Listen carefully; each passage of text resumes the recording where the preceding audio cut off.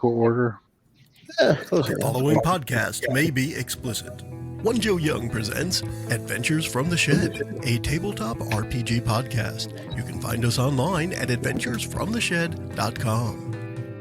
And here we are back in the Eridan Empire with Jason leading the way as our Game Master, Dungeon Master. Jason, go ahead and kick us off. Hello, well, I am exactly what he said, so I don't know what else I need to say about that, except let's just introduce the players so we can jump back into it here. So, starting with the, if we're going alphabetical, I think that means that Aster is our lead-off person. Okay, I get to go first. Hey, my name is Aster. I will be playing Amanita, the Fairy Druid. This is Chris. I'm playing Ophidian, the Yuan-Ti pureblood rogue, and we're down in the hole somewhere, so can you dig it? Joe, I'm playing Rolex, the Warforged Artificer, and we're down in the hole feeling so small. I'm Eli. I'm playing a tiefling bard who's fairly certain that E comes before J in the alphabet, Joe. Yeah, I'm not. I might be confused here. We're using the ancient Sanskrit as usual, so that's This is Artificer language. You're missing the point here. I leveled up. I know how to spell now. That's true. Artificer does go before Bard in the alphabet, so. Oh yeah. Okay, you know what? You get a pass this time, only because you healed me. Cool. And I'm Randy, and I play less than a backseat fighter. And I was confused too when Joe went, because I was like, wait, did I miss Eli? Yeah, well, that's a fighter for you. You know, see, the thing is, I'm looking at the screen, and I'm looking at, J is before R. And it only occurred to me as soon as you said something, I was like, I read his character name, not his actual name. And that's it. Yeah, so. Yeah, but if you read his character name, though, your character name is Rolex is still after Ray's. Yeah, but I knew J was before R. And you see, because after me was going to be Ray's and then Randy, because Randy So will go before you have to Ray. divide by 0. And Yeah. then... it's all this bickering over the alphabet. Yeah. So we'll see you next time, guys. That's our time. Yeah, that's what we're going to do for the next 2 hours. We're going to teach Joe the alphabet. That's what's going to happen. I thought I was giving you guys the lesson. Should I wake up my 4-year-old? She can tell you the alphabet, Joe. There we go. That would be pretty cool, actually. All right. Well, who wants to do the recap? Maybe Ray, since Eli was skipped over rudely before. Yeah, we'll give Eli you some don't have more. to. We'll give Eli some more screen time right here. So Eli, if you don't mind. All right. So when we started off our last session, we were in the middle of the woods in the oh wow, I get my own spotlight here. We were in. Can you zoom in on the name as he's on there right now, Joe? Just a slow pan into the name. Previously on F's. Zoom into his chest there. Yes, my lovely, lovely chest there. We had snuck into the Wintermere Estate. We were in one of the wooded areas of the property. We had found a hole in the ground that we figured, hey, why not jump in there? That seems like the right thing to do. We were surrounded by creatures. They decided, hey, murder time. So we all jumped in the hole anyways. Oh my God. So for those of you listening here, on screen in the program we're using for this audio call, my name is just scrolling across the bottom repeatedly. Yeah. Beautiful. Eli. The audience is chanting. Right. Thank you. I appreciate it. I know I'm loud. So we fight.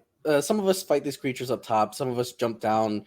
A couple of the creatures jump down with us. Everybody gets hurt a little bit. Shenanigans go down. Spells are slung. Axes are swung. And we finally murder the last one. Everybody's looking a little worse for wear. So now we're going down one of the tunnels that they didn't want us to go down. And hopefully we'll find the answer to our quest there. Whatever the heck that is at this point. You completely forgot about when Ray's and Ophidian were hanging by a moment here with you. Y'all were, hanging. Oh my goodness. And A lot of trust also, there. Les had, I think, his most impressive combat. in the campaign so far, absolutely wrecking a few people, which was very nice. And then Rolex with some timely, and again, just not getting hurt, I don't think at all last game. It was very minor. It was the fall that got him. Nobody hit him. He just happened to fall a little bit. Exactly. So that is where we're going to pick back up. We're going to pick back up. You guys are underground in this massive underground cavern. It's still night. You guys have not gone your long rest. It's getting to the point of probably around 1 in the morning ish that you guys are still haven't had your long rest. So again, if you guys don't decide to rest, that can lead into exhaustion and other things and all that kind of fun stuff that deals with that.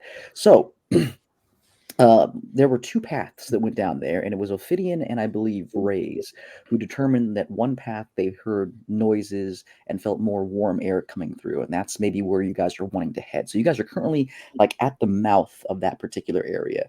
What would you guys like to do?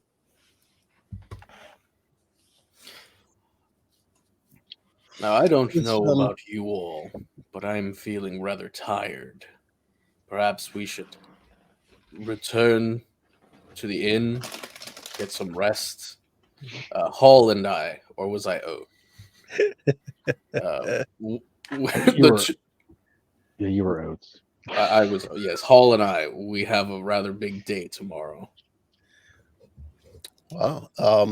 Jason, does any memory bank trigger with being in this area? Make an insight check. I'm gonna reach for dice for some reason. I know how to make dice go. I think I can, but it didn't. Did it? Make big dice roll go now. 20. There it is. 20. Wow. Now I can see it. Yes. Okay. 20. Yeah, so as you are looking down this cave, your eyes kind of flash with memories of the past, things that you've been pulling up here. Yeah. Exactly. And as you're looking down there, you can see again this particular corridor used to be lit up with strings of lanterns that were moving further and further down. As your feet are on the ground right now, you can see there's remnants of like broken, like almost like cobblestone or like stone that were put together to make sort of a pathway that led down there. And as you are seeing these things, you can see your former master walking in front of you and making their way down, holding on to a torch and walking with purpose in that direction. And then again, your eyes come back to normal, and that you see what is out there currently, where you're at currently. And is that the direction that they were going to go in already? Yes. Okay.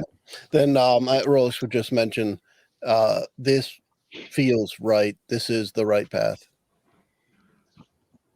And head in the direction that they were heading. This feels like I'm about to throw up at any moment. And new rule, sprint everywhere. Okay, well, how about you guys stay behind me this time instead of running ahead? In my defense, that was a trust exercise. Well, I hope the corpses I laid out was trust enough that I can take care of things for you. Oh, no, it was trust in this one, pointing at Ophidian. We landed. We landed. Nice. I should probably silence this. But did you die? A little inside. I'm pretty sure something's dying right now. Yeah, but Ray's still looks like disgusting. Like he's very clearly sick. Poison stuff. So. Yep. Well, these are carved out pretty good, it looks. So we can probably find something to hold down for if we don't want to go back up, which would be kind of hard to get back up when I'm looking at the rope just in the middle, not reaching all the way down. That would be simple enough. I still have a spell that can get me all the way back up. Just some extra rope. I can climb down to the bottom of that, tie that off. And then he makes a climb check and falls. Wouldn't surprise me. So we do have more rope down here? I don't have rope. Well, I've used mine, and I think Eli Ray's used his. I don't have rope. I do not have rope. Oh yeah, it was Ophidian that used his rope. That's right. Jason, is there a way for me to determine what kind of poison he has? Sure. Make a survival check. See if I could try to figure something out for him, maybe. Rays, if you just don't let it take over you, you'll be fine. I want to use catapult to grab onto the poison and just fling it out of his body. That would be sweet. You're magic. Can you just put it in a little orb and throw it at somebody else? There you go. 16. Not that kind of magic. Okay, so with a 16, it's an old school magic. It's one that's used in the Underdark. Something that you are familiar with because of your background and who your masters are. It is very, very similar to the kind of venom that comes from deep serpents. And the only way to really cure somebody is with either a lesser restoration or them, again, resting and recovering through it here. There really is nothing else that can be done with the exception of those two things to get that cleared up here. But, all right. Sorry, Rays, I can't help you out. I recognize the poison, but there's only a couple options for you, and I got nothing. For you. Sorry, man. I assume death is an option, yeah? It's the final option. Okay, well, there's 5 of us. Who wants to go further in, and who wants to go up? I'm good either way. I can understand Rays, though. He's not looking too hot right now. I don't blame him. I want to go further in. I'm with Les. Les is my buddy. It was hard to tell when Randy wasn't here, but now that Randy's here, I can follow Les a lot. 2 times in a row, guys. I only missed 1. Come on. Yeah. Give me 1 second, guys. I have an emergency call that I have to take real quick. No problem. That's fine. Ray's needs a conversation with the fairy. Yeah. Whoa! I was going to say, did she have our lesser restoration? Like Ray's is going to go up to Ame. Ami.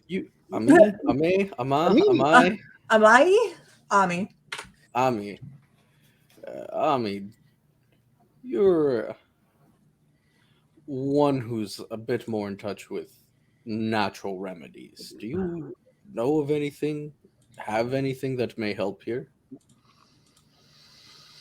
What did we determine it was? You need your lesser restoration spell would work just fine. Yeah. Would you be willing to remedy this ailment? And super mean to me today. This is all stalling, by the way, because I'm trying to get through why I have one spell listed 16 times in a row. Yeah, that's pretty weird. I mean, you did try to whip that dude a couple of times with your vine or whatever it was. Listen. That actually makes me think the whole lesser restoration, that's one that I could put the spell into an item and then anyone could use it. That'd be kind of neat. It's funny. I almost do that. I just don't have it where I can cast it. Okay, I know I have the spell. I literally cannot find it. It's in it would be probably under 2nd level for you. It's just you touch a creature and can end either one disease or one condition. Condition can be blinded, deafened, paralyzed, or poisoned. Oh.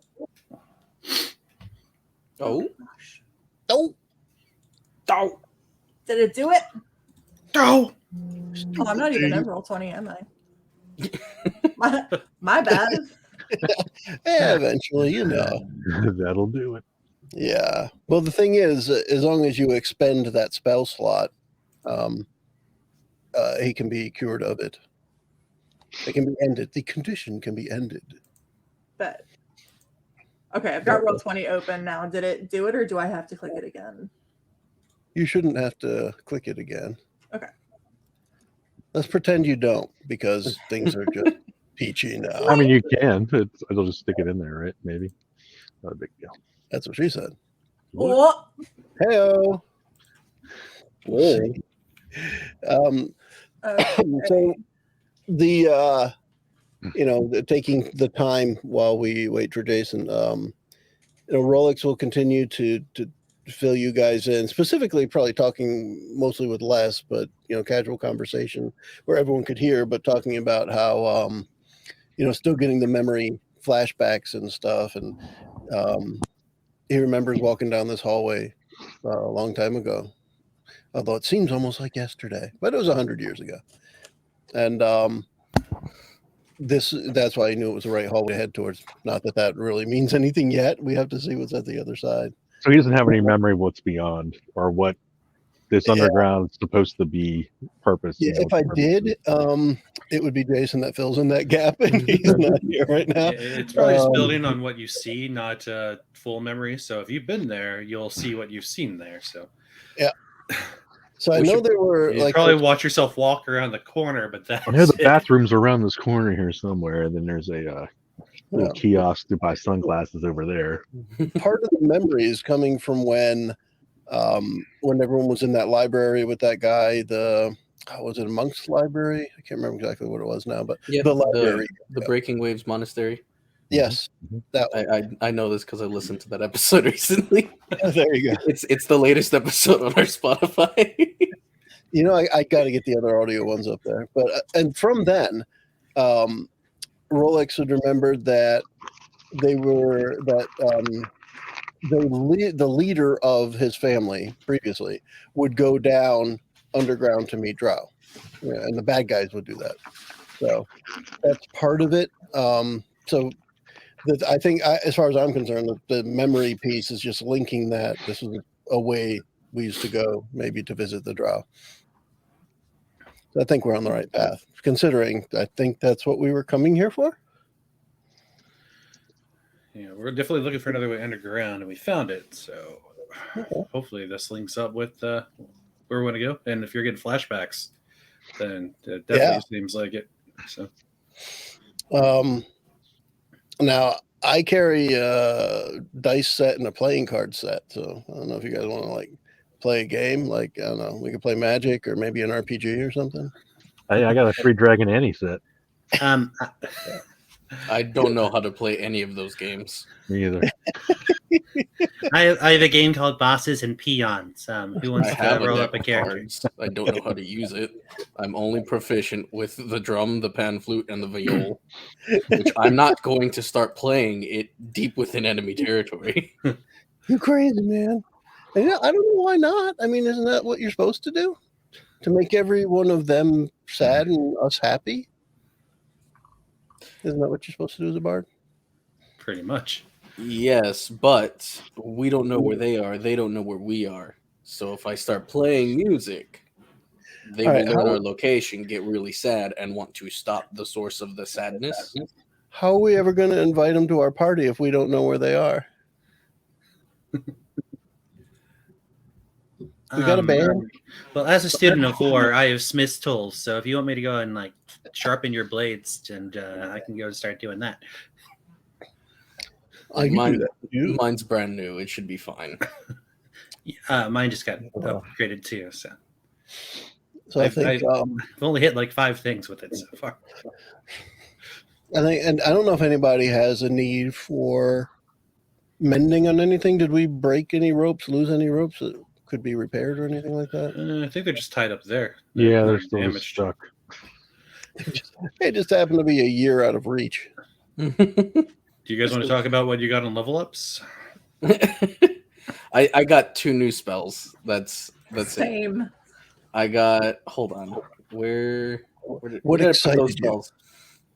Mass Suggestion as my only 6th level spell, and Synaptic Static, so that I have another damaging spell. Nice. That's more than I got. Technically more and less. I got this is more hit points and a 3rd swing with my weapon. Nice. I got the reliable talent, so anything that I can use my proficiency bonus for, if I roll a 9 or less, I can count that as a 10 on my check. So actually, my great skills that I have super high bonuses now will actually mean something. 'Cause I've been rolling like crap with those. You can still roll a 1, Chris. Don't sell yourself short. Well, yeah, but it'll be a 10, so I'm good to go. Cool.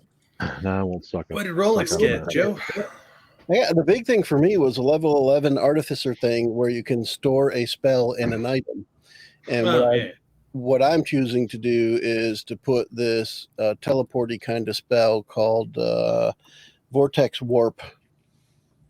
It can move something like within 90 feet range area. So I pick a target, and if the target doesn't want to move and I want it to, they have to do a Constitution saving throw. But say I wanted to move one of you guys somewhere else in an area, you can choose to fail it. It just means you move. But I can move somebody to an unoccupied space within 90 feet. And that I infuse that, if you will. It's actually not infused, it's spell store into my crossbow. So I can either shoot a magical arrow or I can shoot a teleport. Nice. Interesting. Yeah. Joe likes to move it. Move it. He likes to move it. What's that? Joe toy likes from to. Futurama. It's not a disintegrator ray. It's a simple teleportation ray. Oh, I can see that. I didn't see that episode, but I can see that. That's cool. So what else we got? What did Amanita do for spells? You said you got 2 more, but what was exciting? I didn't even like get spells specifically. I just got like 2 more spells that I could prepare. Okay. Like Yeah, slots. So you didn't achieve a new spell level or something that I got you something there. because the druid's like no, the just like the 2 more that I cleric, can right? prepare. Where you just choose out of your entire list. Mm-hmm. Yeah, you So- just prepare them each day. 5.0 doesn't have Paragon paths, does it? Not that I know of. I don't think It's not a so. term I've associated with 5e, so probably not. Yeah. If they do something that's special at the higher levels, it might be with one of the other books. It's not in the player handbook, but it might be in another book since there's like 40 books out now. Okay. I'm listening to a podcast from like 2011 or 12 that someone else is playing 4, and they're talking about how they're getting a Paragon paths at like level 11 or whatever. It's like, oh, that's cool. I wonder if we have anything like that. Oh, was Yeah. it 4th edition, you said? Yeah. Yeah, and 4th edition, it was handled very differently. And I guess with the way 5th edition ended up, it's more along the lines of just choosing your path, like what kind of druid you're going to be, what kind of monk you're going to be. You know, you have the different paths and what have you. That's kind of what that was in 4th edition. Not exactly, but it would be a close analog, I suppose. I miss prestige classes from 3.5. Dah. They were cool. Yeah, I agree. I never played enough to really care. So Valid. yeah. There's not much of a point, but they're cool. I've always been able to spend long campaigns and stuff with just, the basic classes and still not learn how to do everything in the class. And then to start branching off by having 20 different races and sub races, all with different pluses to this or minuses to that. And you start throwing all those variables in. I'm like, I'm never going to play all of what that means anyway. So I'm more likely to stick with the basic classes on almost any system because there's usually things that I'll never play in just that as it is. Valid. That's why with 3.5 games, unless I'm doing a very specific build, I'm just playing a human and just doing whatever I want. Yep. This is cool. I'll do this. Cool. Hey, Chris, right after you got your camera, you missed an opportunity to take a picture of them like gassing that building and carrying the bodies out right afterwards. This would have been some decent photos for your... Yeah, I can't remember when I got it. I don't know if I had it then or not. It was right before... I only have 5 shots, so I'm trying to get very specific. Because everybody already knows the Winter's Guard is ridiculous. You know they're corrupt. Oh, so anyway, about this party that we're supposed to plan for, I'd really like to get like a bunch of factions and everybody we know together as like our people, our group of people that are supposed to work there, Mhm. and just let all hell break loose. Like get the Dresden hooks in, whoever's left, right? Because a lot of them got wasted. And then anybody from the fifth form, anybody from my people, just turn that whole Winter's Mirror state into like just a giant shit show. That's what I wanted. That giant actually shit. sounds amazing. Here I was thinking we would actually have to plan a party, but no. Yeah, we'll just Oh. have those people as like, here's our other people come in to set up tents and do this and do that, and then boom, Hold on. How long does mass Full- suggestion last? full So blast craziness. instead of planning a party, you're planning their downfall. Yeah, I mean it's a party for us. So probably have a disco ball and Oh my god. just start doing dancing lights and stuff. Yeah, I mean it's going to be like a Trojan horse thing, but they're already going to let us in because these guys are supposed to be here to work. Oh, I would have to clear that with the higher ups first, but that sounds so good. Yeah. I'm sure they'd be Where fine with it. can I get a We're gonna take them giant down wooden anyways, why cat not? and about 150 I'm going to cats? put my own thing right. I got to hold it right there. Giant wooden cat. Yeah, that's one of the ones from the shed. Yeah, Nice. Cool. I got I a think couple of these still. I have a couple out there. What's that, Chris? I have a couple of them. I think. Cool. Actually, yeah, I got both of them up in the. I think it's the only two I have. Yep. So So pretty we've got, solid, actually. yeah, they Yeah, are. yeah, nice. The only downside is, as coasters, they don't absorb anything. I don't. It's one of They look those. nice. They're nice and solid. That's what I like. They're not flimsy. The I think the other thing we've got to figure out for this game we're playing is what is our end goal right now? Do we know that? I'm sure Jason knows it, and we're just not smart enough to keep it in our minds. But Yeah, I've been wondering for the past few sessions now, what exactly are we doing here? Well, it depends. Why? Like I have my own agenda, right? You Like know? I know privately what my character wants to achieve, but that's like probably not even within the scope of this game. Yeah. And it also seems like a lot, like, because even the Pashar family seems like they're super shady into stuff that might rope into the whole thing with like this drow thing too. So I don't know. It's like literally the drow are the head of the snake, and these families are just like these low level guys, and you know the control is elsewhere. yeah, and I'm thinking, are we going we to be the the bad guys? saviors of the whole place of Eridan Empire, or are we just going to be helping out one of the families? You know, when we're done, if we whatever goal we hit, I'm sure it's going to play politically in different ways. But Well, at least with Les and Rolex, I combined our names for some reason. We'll at least have some retribution for our lost family that the Wintermere is pretty much wiped out. That's why this is old. Isn't this old? What's our family called again? Ehrlich. Yeah. Yeah, and maybe that's really the goal, right? To get revenge for that. You know. Yeah. I don't know.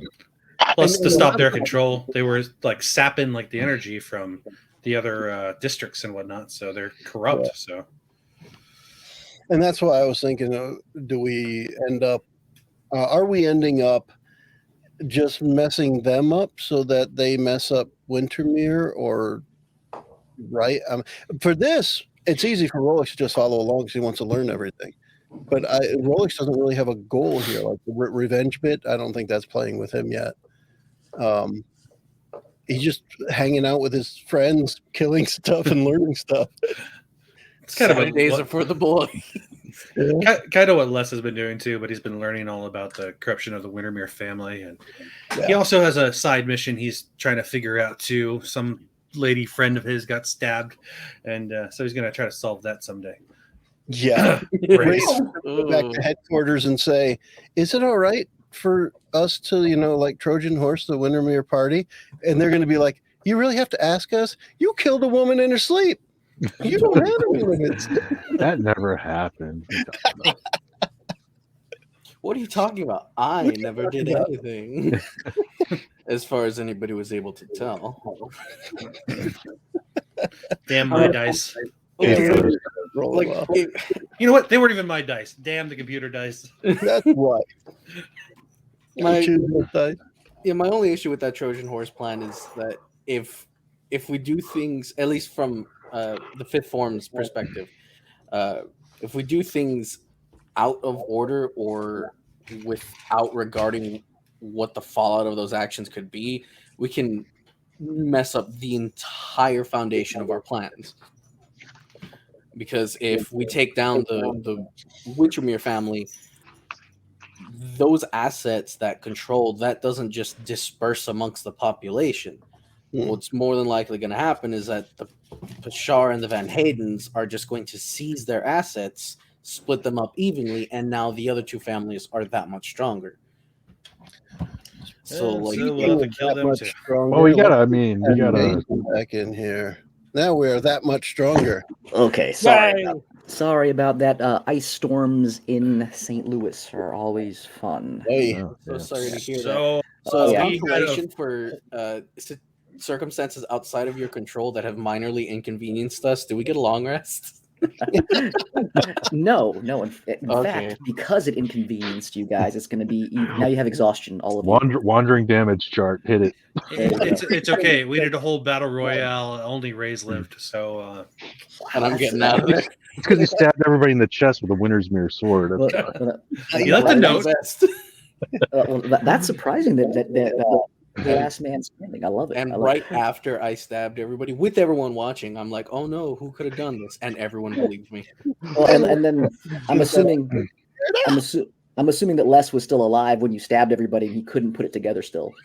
Yeah, He was the last one. I'll say it again. Damn you, You're the computer killer? dice. Always was. All right, but again, I apologize for having to step away for a minute here. But okay, so what did you guys discuss, and where are you guys at, so we can continue? we talked about figuring out what we were doing, and then pretty much that we're still heading in that direction.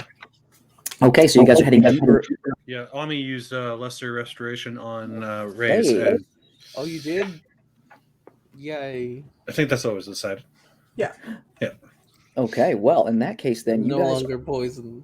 you guys hear Ray, which is very, very nice. I'm sure Ray enjoys that. But you guys are going to start heading deeper and deeper down the winding path in this underdark kind of area. As you guys make your way deeper in, everyone just make me a perception check real quick to see, what you guys pick up as you guys are making your way through this. And then Rolex, make it with advantage, please. Because I can't even find the perception die. With advantage, I got an 8. Love it.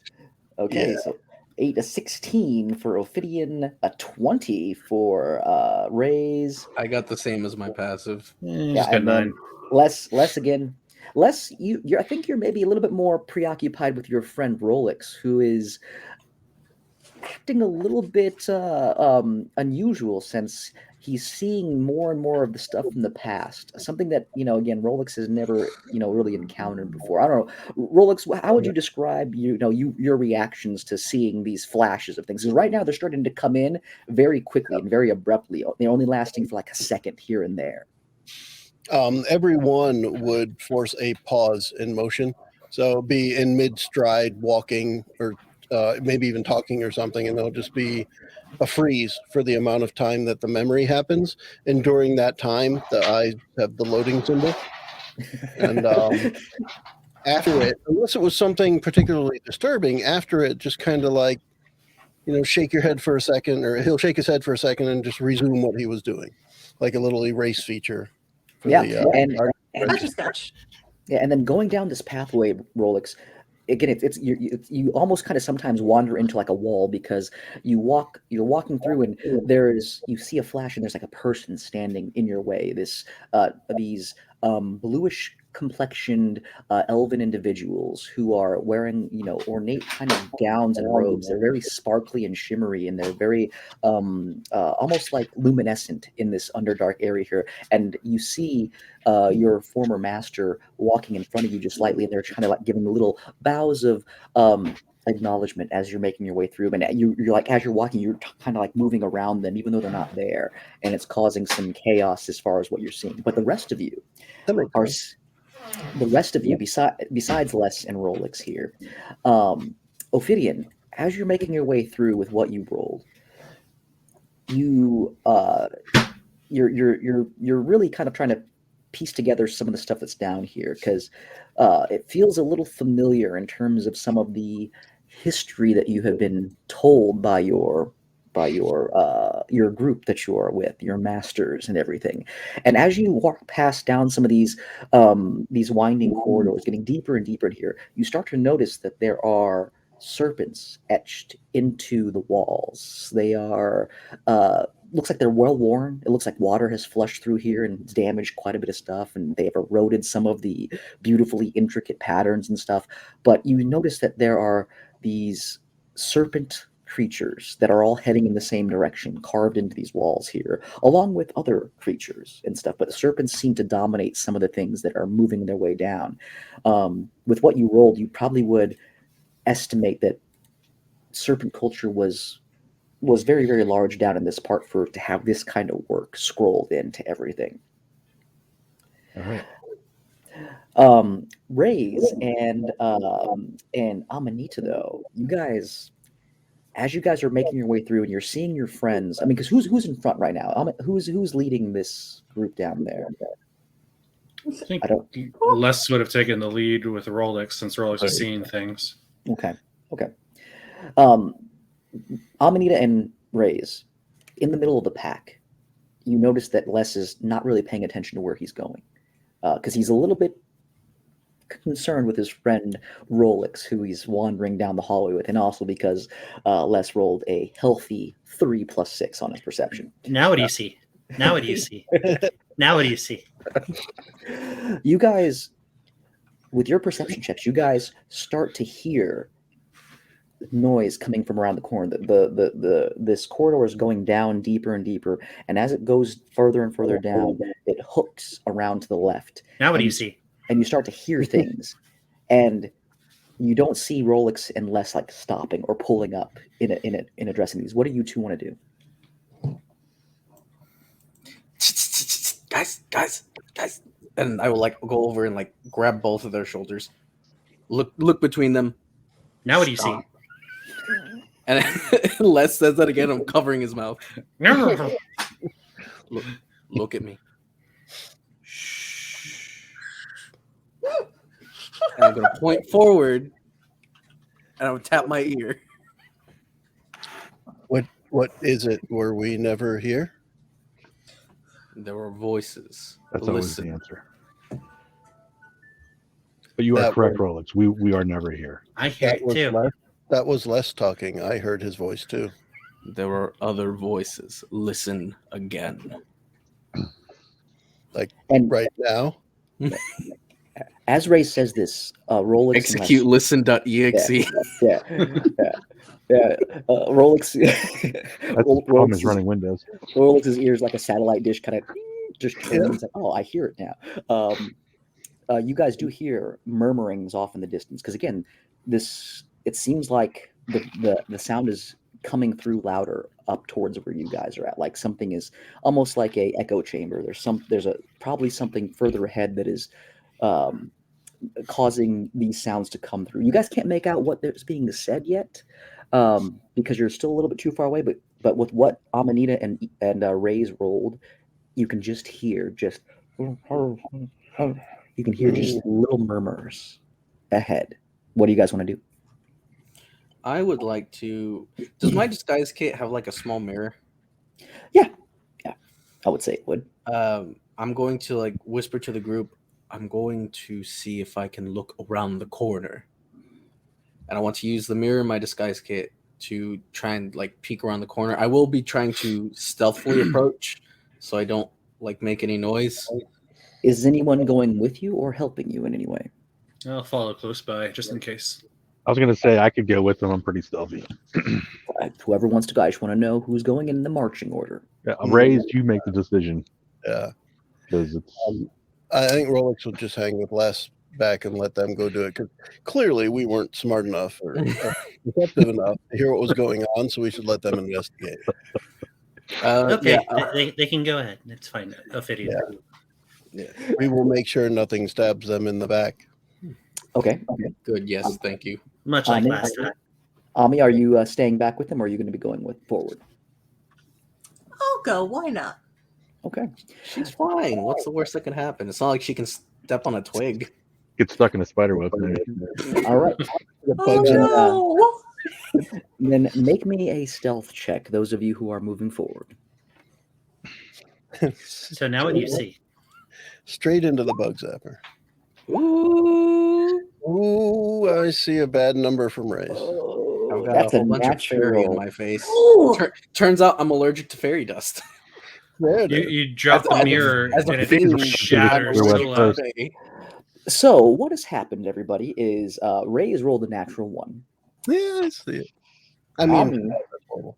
Ami rolled a 7 plus 1, and then Ophidian did a very good job. Ophidian got a 25. So, Ophidian, as you're making your way forward, exactly what Ray said. He's not used to having a fairy, and Ami just kind of flies next to him, and the wings just kind of smack him in the face a little bit. And Ray's, you drop your mirror as you're moving forward here, and you just see it. Ting, ting. I take a And- step back. And it Ouch. echoes loudly down the corridor. Ophidian, since you were the quietest here, you take a few steps forward, and as you take a few steps forwards and kind of look around the corner, you can see there it leads into the hallway turns, and it leads into a hallway. I'm sorry.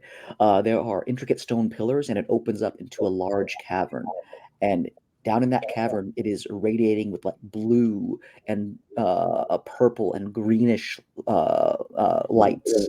And as that of mirror down the hallway, you see there looks to be 2 humanoid figures that are standing at the bottom of this hallway, because it goes down, it slopes down slightly because you guys have been heading down, down and down and down. And as that breaks, you see the 2 of them turn back. What do you want to do, Ophidian? I assume it's still dark enough where I'm at where they might not be able to see me that well. Yeah. Um, But they heard you guys. They heard the noise, the shattering of the glass. yeah, and I can't tell what kind of creatures they are from here. Not from here, because you have regular dark vision, not superior dark vision, correct? Correct. Hey, Yeah, so They're you wouldn't, nothing fancy. hey, yeah, you wouldn't be Raze, able to see from here. I heard that. Are they You just all- looking this way? Or are they making a move to kind of come? Or are they still just trying to listen? They just turn, so I'm letting you react to it. If you want to wait a little bit longer, you can. But they Yeah, just kinda turn. I'll just kind of like, I'll put up my hand behind me for like that kind of like be quiet, like nobody move, and I'll just I'll still look at them, still look Yeah. at the It's a figures. natural sound here in Falling Glass Cavern. That's true. That's true. That is the history. His As body's Rolex, falling from the hole all the time. Rolex would know the history of this cavern.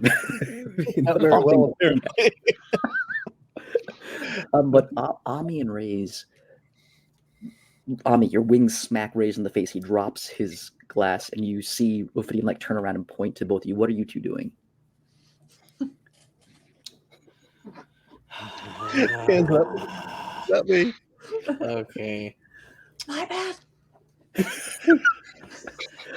As you hear a little "my bad," Ophidian, you see the 2 of them turn, and one of them kind of gives a little bit of a nod, and he just turns and he starts to walk his way up this slope. And as he does, make me a perception or investigation check to see if you can discern what this creature is as he's making his way up towards you. Okay.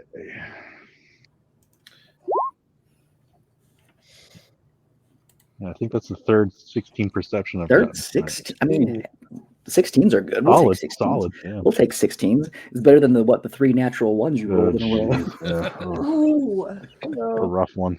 That was great. Flashbacks.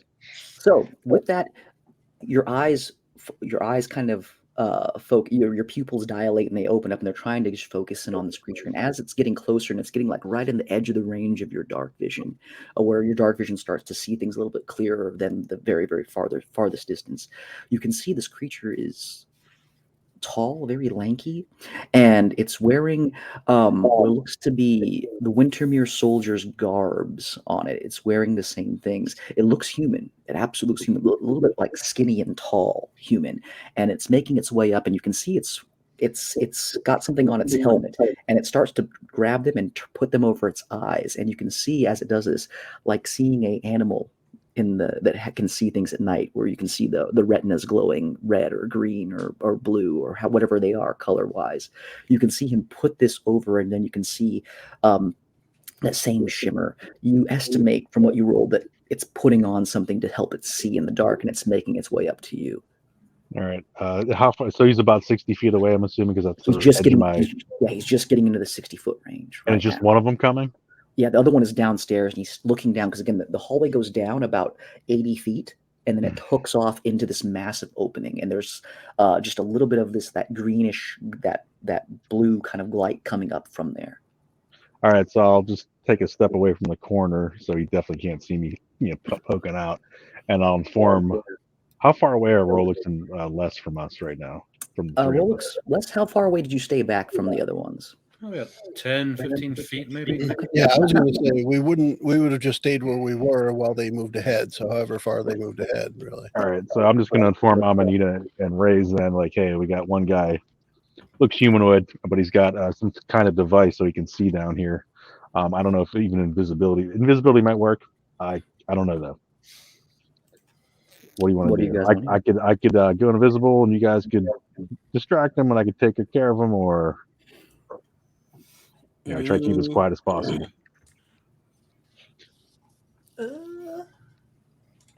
I have an idea. Okay. Quick. So, and I'll give a brief synopsis of this to the party, so they kind of understand where my thought process is. I want to use major image, and since we're all within 20 feet, what I'm going to do is I want to make the image of the cavern, but like 4 feet thinner, maybe. No, I want to make the illusion of the cavern continuing on as normal, but it's essentially going to be a wall. Like we're going to Wile E. Coyote this. Are you trying to Photoshop us out? Essentially, from the perspective of the guard walking towards us, Sure. I will be creating a wall with my major image and the wall looks like the hallway is empty. I love it. I love it. Just in front of it, there's going to be a lantern over my broken mirror. Okay, I love it. So, Rays, you guys get behind the wall. Yeah, Rays kind of like pushes you guys back to like away from the edges of the towards the edge of the wall and makes some space. And you see again, all of you see this. It doesn't seem like he even did anything. It seems like he just threw up this magical kind of gesture. But as he does this and puts this gesture up, you hear the footsteps, the clink, clink, clink, moving up the steps. And as the spell takes, Rays, and the cavern and you guys seem to disappear as it moves all the way back, you see this head of this guard kind of turn and look in. He's wearing some sort of like goggles over his eyes, and as he's looking in, all he sees is a cavern and a broken lantern with some glass. And he's looking down at it. He's just looking all around. I need everyone to make me a stealth check with advantage, just to make sure that you guys can stay hidden within this illusion, because touching it or moving it or disturbing it can. I got a 21. Ooh, beautiful. A 20 from Ami. Yeah. Hey. It's me, stealth. 24 for Rays. I'm just getting one-upped. Ophidian. I'm not. Ophidian is perfectly invisible. Yeah. Ophidian 20 on your stealth check. Yeah. Ophidian just melds into the wall almost. He no clips out of reality. Yeah, absolutely. And the image it sells perfectly, because as he's looking around, he reaches down and he picks up a glass shard, something that is real. That again you put over there. And he picks up and he goes, "Huh." And you hear from down below, "What the hell is up there? Is anything?" He's like, "It looks like there's a a little lantern that just fell. He just kind of dropped it back down in place.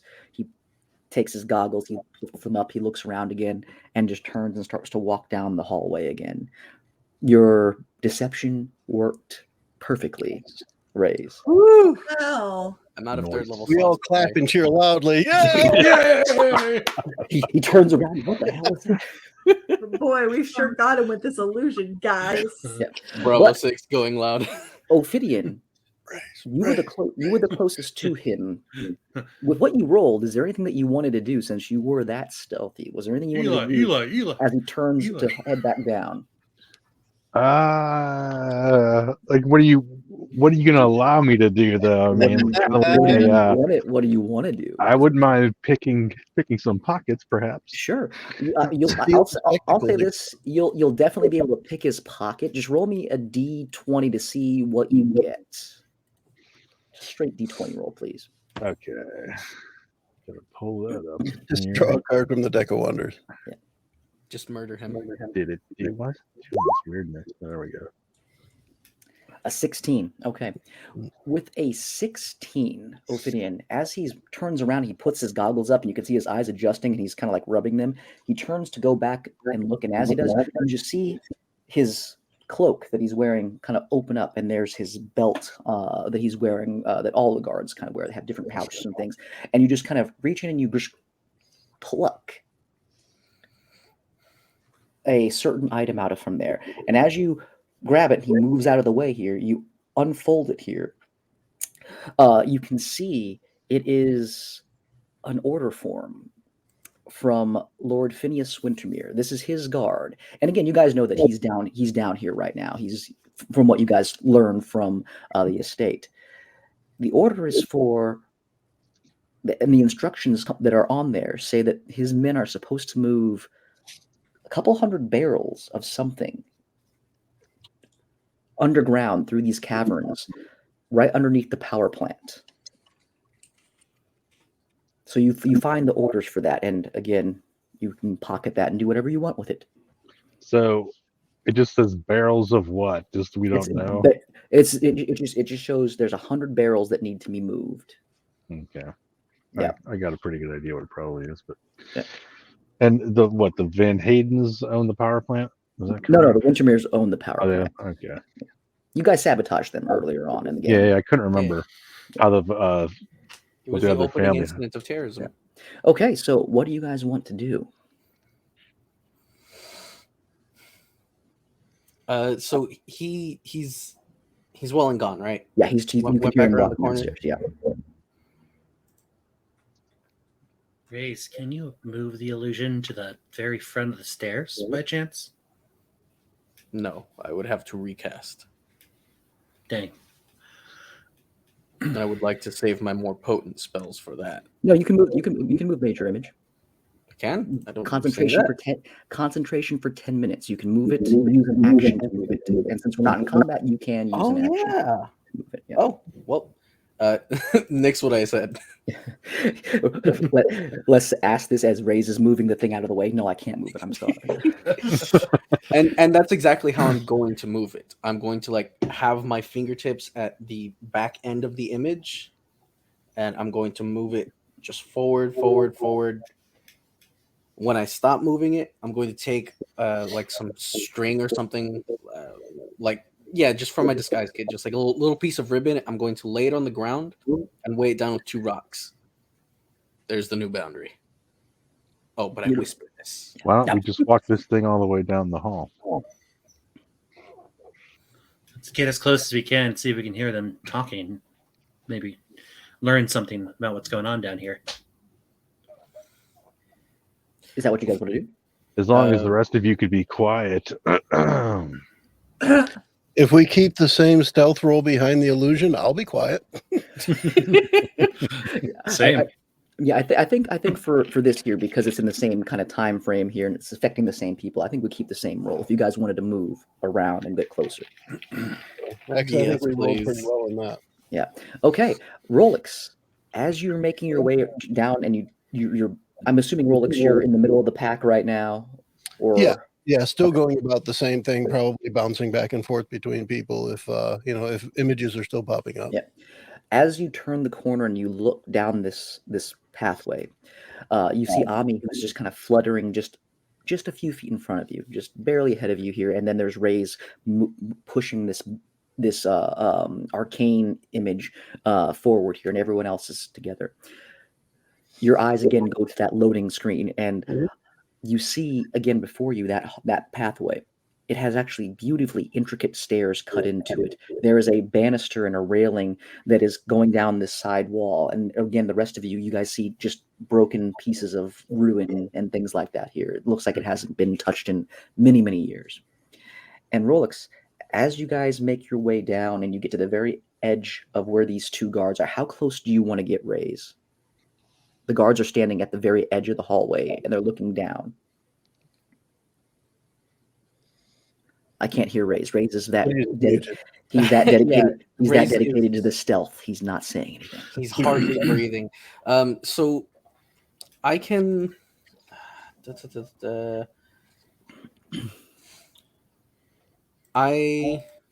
I can get this to the edge of the hallway. How far exactly from the edge of the hallway, or essentially from us, are they?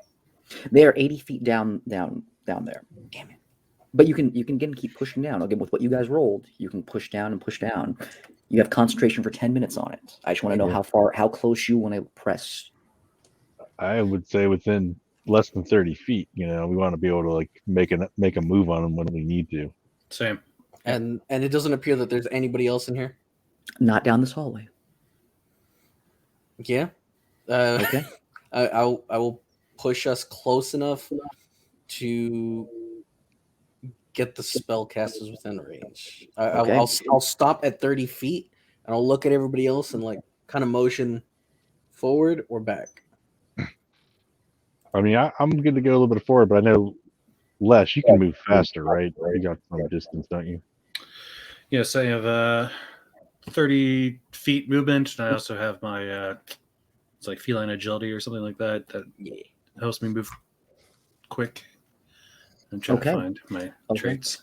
Rolex, since they're moving further into this, as you make your way down these stairs, your head turns instinctively towards that banister. And as you look through and you look down into this city, you can see your master and a couple others now are walking past you in this vision to the past. Mm-hmm. And you can see at the very bottom of the stairs, you see the very same creature that you guys fought before, the one that nearly killed Les.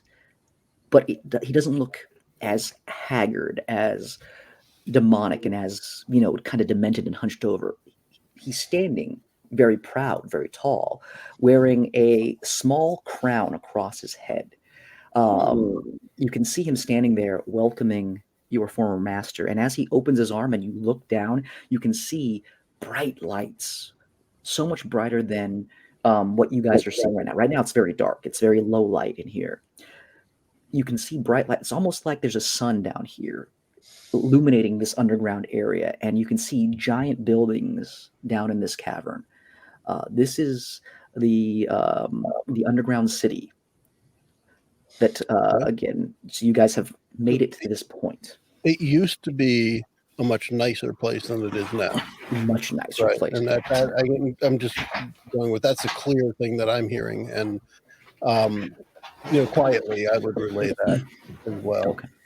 Okay. The rest of you, as you look down, you really can't see anything beyond your dark vision at this point. You can see there's light coming in here, but it's so muddled, and there is overgrowth as there are vines that are coming down, like roots of trees that have dropped down into here. But you can definitely see there are the ruins of what looks to be a city not too far in the distance. You guys press yourselves up, Raise, you get within about 30 feet of where you want to go. You feel this is where I should stop at here based on what you wanted. The two guards are standing there. They're having like a very, very quiet conversation with each other. They're going, this place gives me the creeps. I know. Well, hopefully we'll be done with this soon. We won't have to come back here for another month. They seem to be uncomfortable. What do you guys want to do? I think I have a class feature that can help here. Eli said we make them more uncomfortable. Ami, is there I'm anything down that for that plan. is there anything that you want to do, Ami, as you're hovering up towards where everything's at? I'm just gonna hold it for a minute and see what happens. Okay. Les, Rolex. I'm just gonna hold my hand on the hilts of my blade and be ready. Yeah, and at this point, Rolex is just following what Raze and Ophidian are up to at this point. Ophidian is still like blending into the shadows right now. Yeah, good. Quick step away for a moment, but Yeah. yeah, Eli, I think it's going to come down to you to take the first move to get us to roll initiative. Unless you tell me to do it, in which case I'll shoot a crossbow bolt into one of them. Yeah, and then by this time, Rolex, your eyes have come back to normal, and you're seeing what everyone else is seeing at this moment. Yeah, and these are not. I mean, these are Wintermere guards. Yeah. One of them's really tall and kind of lanky and skinny. The other one looks to be kind of average size, a little bit maybe shorter in terms of shorter than Rays. But yeah, they seem to be normal guards. You can see they're wearing something on their heads as well. Those goggles that look like they probably help them see in this underground kind of area. But yeah, they're not paying attention for what you guys rolled. They're not paying attention to you right now. They're just kind of uncomfortably standing there like, okay, yeah, we're on watch duty in this creepy staircase. This is great. Rolex will want to have second thoughts, shooting anything that looks like it's from the past, but these guys don't look like they're from the past. No. So when it comes to if we're doing an attack here, he's all on board. He's ready. Okay, Raise. What do you want to do? So, my character is a little bit more familiar with the spell than I am. At least I would hope so. Charm person. Yes. They regard me as a friendly acquaintance, but not my allies. Correct? It depends on how you charm them. So it's on you. So again, you can affect everybody because if they're all with you and you're their friend, I'm not going to hurt them because we're all friends now. So it just depends on how you go about the charm.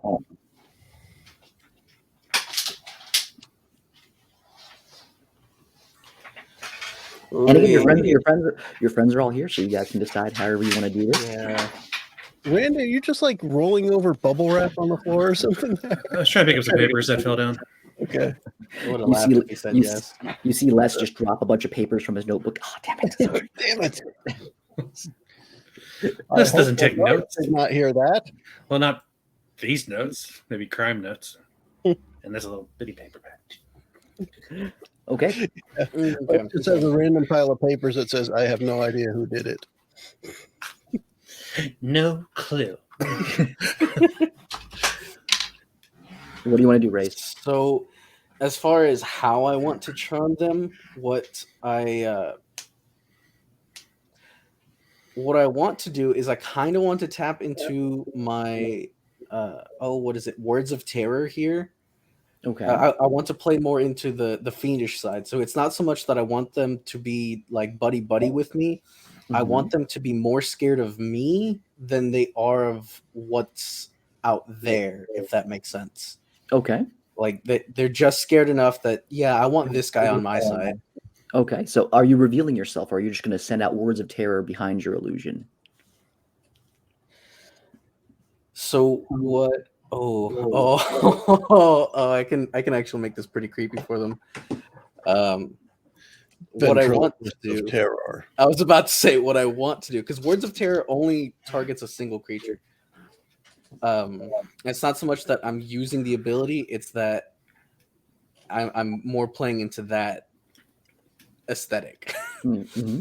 So what I want to do is I want to use my I want to use my actor feat to sound like a demon, a devil, a fiend, and I want to touch that up with some ventriloquism to make it like echo off the walls. And the nonsense words that I will be muttering will be, I'm not a dummy, you're the dummy. The nonsense words I'm muttering will be the verbal component, and the somatic component will be me like slowly putting my hands on their shoulders. There are much more terrifying things Okay. That what lies down here. Okay. I'm going to open this up to the whole group here because Words of Terror only targets one person, but there's two of them there. I'm not And using so- Words of Terror. I'm using Charm Yeah, Person, but Charm I'm doing Person, yeah. extra stuff to Yeah. play into that side. So to make them, is anybody wanting to do anything else to help with the ambient effect that he's trying to go through? Are there any like torches or anything around? You can see that one of the guards does have one. It's off in the corner. He's kind of like set it up against one of the sconces. There's only one torch in there right now that is illuminating this little space for them. I don't know if it would help with terror, but I could have Doug go up and lick him on the ankle Doug. when you're rubbing their shoulder. Now it's going to get seductive in here instead of creepy. But I like it. He has successfully invited them to the party at the Wintermere's tomorrow. Okay, so Dagaga is going to maybe lick them on the ankles. Yeah, and if it just provides a little bit extra, something out of the ordinary, that might spur them on to what Ray's is looking to accomplish here. I love it. Ami, was there something you wanted to add in? So as Ray's does the voice, she uses her control flames to make the flame grow brighter and red as he's speaking. Love it. Love it. Les, Ooh. are you going to lick the other person's ankle, Les? No. Can I stand further back from the flame and do that little thing where the cat's eyes glow in the dark from the creepy look that cats have from the light? Yeah. And just stand there in the darkness with those two dots just staring at them? Sure. Okay. All right, I'm going to roll against your spell save DC for this. I'm 16. going to roll with disadvantage because everyone is doing these things for both of them. Yeah. Okay. Okay, that is for the first guy and the second guy with disadvantage. Okay, so Raze has. What does the voice sound like? How does it sound? Is it like? I don't think I can replicate it just right, but it's supposed to be more. This is gonna sound really like goofy and cartoonish, but Gorge. There's way more scary. much worse things down here. No. Quiet, Mickey. I'm trying to talk. Wow. There are more terrifying things in front of you than what lies below. Next time, Gadget. Next time. And then, as you say this, the you can see the two of them. They're standing there, trying to like they freeze. You can see some of the hair on their neck kind of like stand out. And as this happens, Dagaga comes over and just licks one of them. A lick and a nuzzle. Yeah, and little nuzzle. And then there's like, you see him, right as Ray's hands like reach on their shoulders. And then the flames that Ami was controlling start to burn bright and red. They both, what the fuck was that? Immediately after that, when the hands start to squeeze them, she just extinguishes the flames completely. It goes out. You can see them go. Oh shit! They grab on like terrified. They pull their night vision goggles down, and as they turn and look back at this illusionary space, Raze, you do enough just to allow the face of Les to shine through in those eyes, and again using your arcanic manipulation to enhance them, again making those cat pupils just kind of grow long.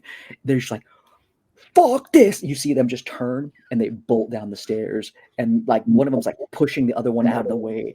They drop their one of them drops their spear, and they're just hauling ass down the stairs right now, well away from you. You guys have successfully terrified them to no end, and they are running out of there. He's like, I'm not even supposed to guard here today. Okay. 2 days from retirement, man. Oh. As you guys are now again in this hallway, you guys take a few steps down to where they were. You're on this little landing, and you're seeing an entryway into this ancient city. There are a wash of old ruined buildings. There is this mist that is kind of hovering over these mushrooms and these sporous plants. Ami, you're like, I probably should take some of these spores here eventually, being that you are a circle of spores druid. I'm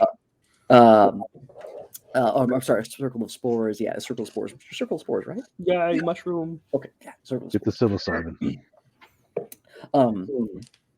There are large gnarled roots that have grown down from the interior of this cavern, and in this cavern, it is probably as big as the entirety of District 12 and 15 combined. It is a massive, massive place, and looking further into the center of the city, you can see there's a small beacon of light. And you also hear a bunch of clanging of plate armor and stuff as those two people are running into the city, just like, fuck, I'm out of here. They're just bolting down through there right now. Everyone make me a perception check as they're bolting down into the actual city. Perception. Oh, I rolled a 1.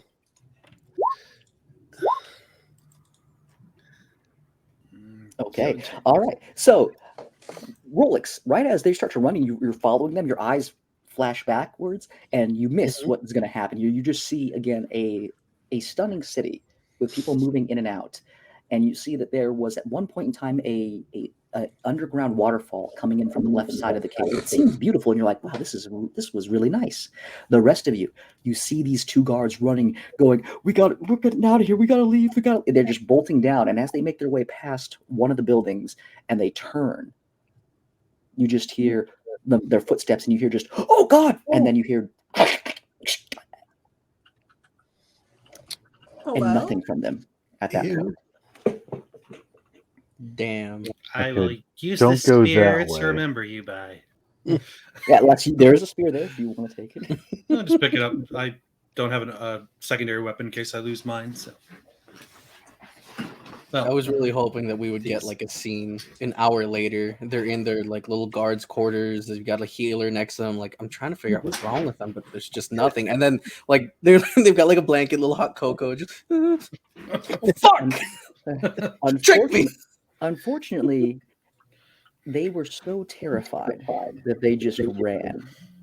And they did not do it very quietly or stealthily because of how well you guys scared them, that they kind of threw safety and caution in this area out the window.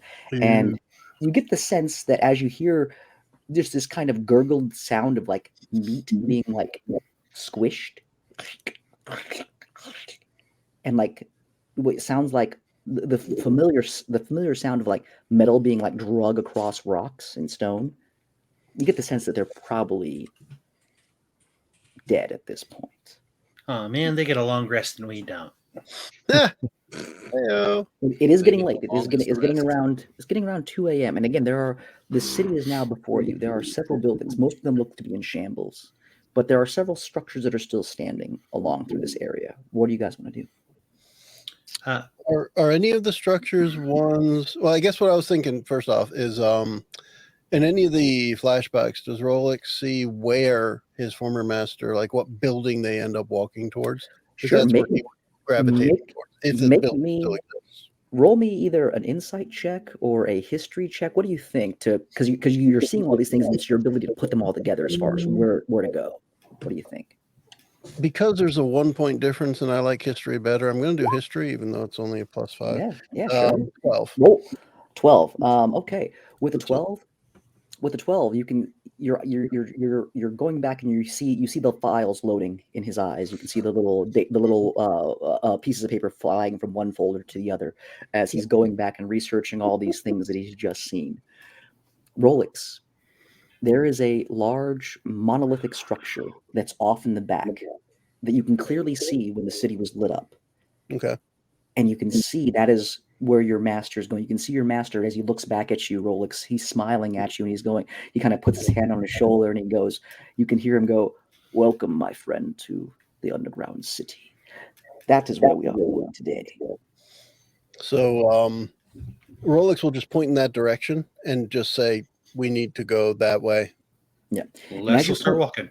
As you point that direction, it's probably, you would estimate, maybe a good several miles away.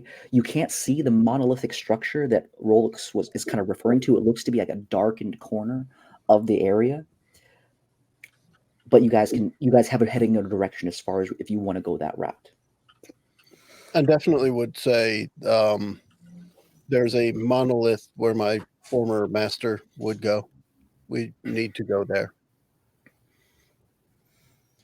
Well, as much as we need to go there, I'm rather tired. I'm low on spells. Well, good ones. Let's find the first decent house we can find and reinforce the doors and windows and camp out. Okay, Les, is anyone helping you with this search? I'll help them. A city's a city, above ground or below. Yeah. Can we tell where we're at? Like, where does this line up with the above ground city? Sure. Make me a either a investigation or insight check to see if you can kind of put things together. Okay, so Ophidian, from where you guys are at, you estimate because you can hear water running in this area. You estimate that you're underneath one of the riverways that is leading down towards where the power plant was. You get the sense that you're in this underground massive city, pretty much under where the Wintermere estate is and heading back towards where the city is at. So that's what you would kind of get from this. Okay. Whoever's helping Les, make me a investigation or a survival check to see if you can figure out what might be the safest place for you to potentially rest for the night. Because I think Rolex could help by digging up memories, I'm going to go with an investigation to help out. I'll have a 16. Sure. And you want me to roll one as well, right? Yeah, of course, yeah. There was investigation or survival? Yep. 14, not terrible. I'll take a plus 10. Why not? Sure. Plus 10, yeah. Yeah. Okay. So between Les, Rolex, and Rays, you guys make your way deep into this underground city. And as you guys make your way into this underground city here, you guys come across several rundown buildings, and most of these things are, dilapidated. Everybody make me a stealth check as you make your way through the city to see if you attract any unwanted attention. Did you say there's some lighting in here? Because I was. Yeah, there's like a faint glow from the center of the city. Jeez. Ooh. Okay. Yeah, not so good so far. So this fairy needs to stop flying in my face. And that's kind of what happens again. So again, Ami and Rays just can't seem to figure out how to line up with each other. You keep banging into each other. And Ophidian and Les, as you guys are making your way into the city, you can see that there were several structures that are dilapidated, clearly not safe here. And you identify there's a few buildings, maybe a few hundred yards away, that look to be in still decent shape. But as you're looking this way, you hear Aster and you hear Rays and even Rolex. Rolex is kind of clomping around a little bit, maybe not paying attention too much because he's getting so much information. 12, man, I'm a rock star. Nah. But it's Ami and Rays who are walking next to each other. And Rays, you step into what feels like a thorn bush. You're like, stop. And then you kind of reach down. And as you reach down, Ami, you fly over to help and see him right there. And Ami's wings just get caught all of a sudden by these brambles, and it starts to grab and wrap around her. Ami and Rays, I need you guys to both make me dexterity saving throws, please. Hey, that's something I'm okay at. I'm really okay at it. Okay, so Rays, as this thing wraps around your leg, you quickly pull out a dagger and you hack it off. But Ami, all of a sudden, your vision goes dark as a vine wraps around your head and your mouth, and these sharp thorns stick into your cheeks, and it wraps around your body, and you start getting pulled into this thicket of bushes. What do you guys want to do? Ami, what do you want to do? I mean, not this. You take 4 points of piercing damage as thorns jab into your face and into your exposed skin and stuff. You said 4? Yeah, 4 points of piercing damage to you. But you see Ami just and get pulled by this thicket of weeds. Ami, what do you want to do? Is she trying to pollinate that thing? What's going on here? Yeah. As your friends are watching you get taken away. She's in trouble. Les is going to feline agility straight up to the vine until take a slash at it with the sword. Roll me an attack then, please. Do you think I could get it with a Gia spell? The bush? Whatever you can always try. There it is.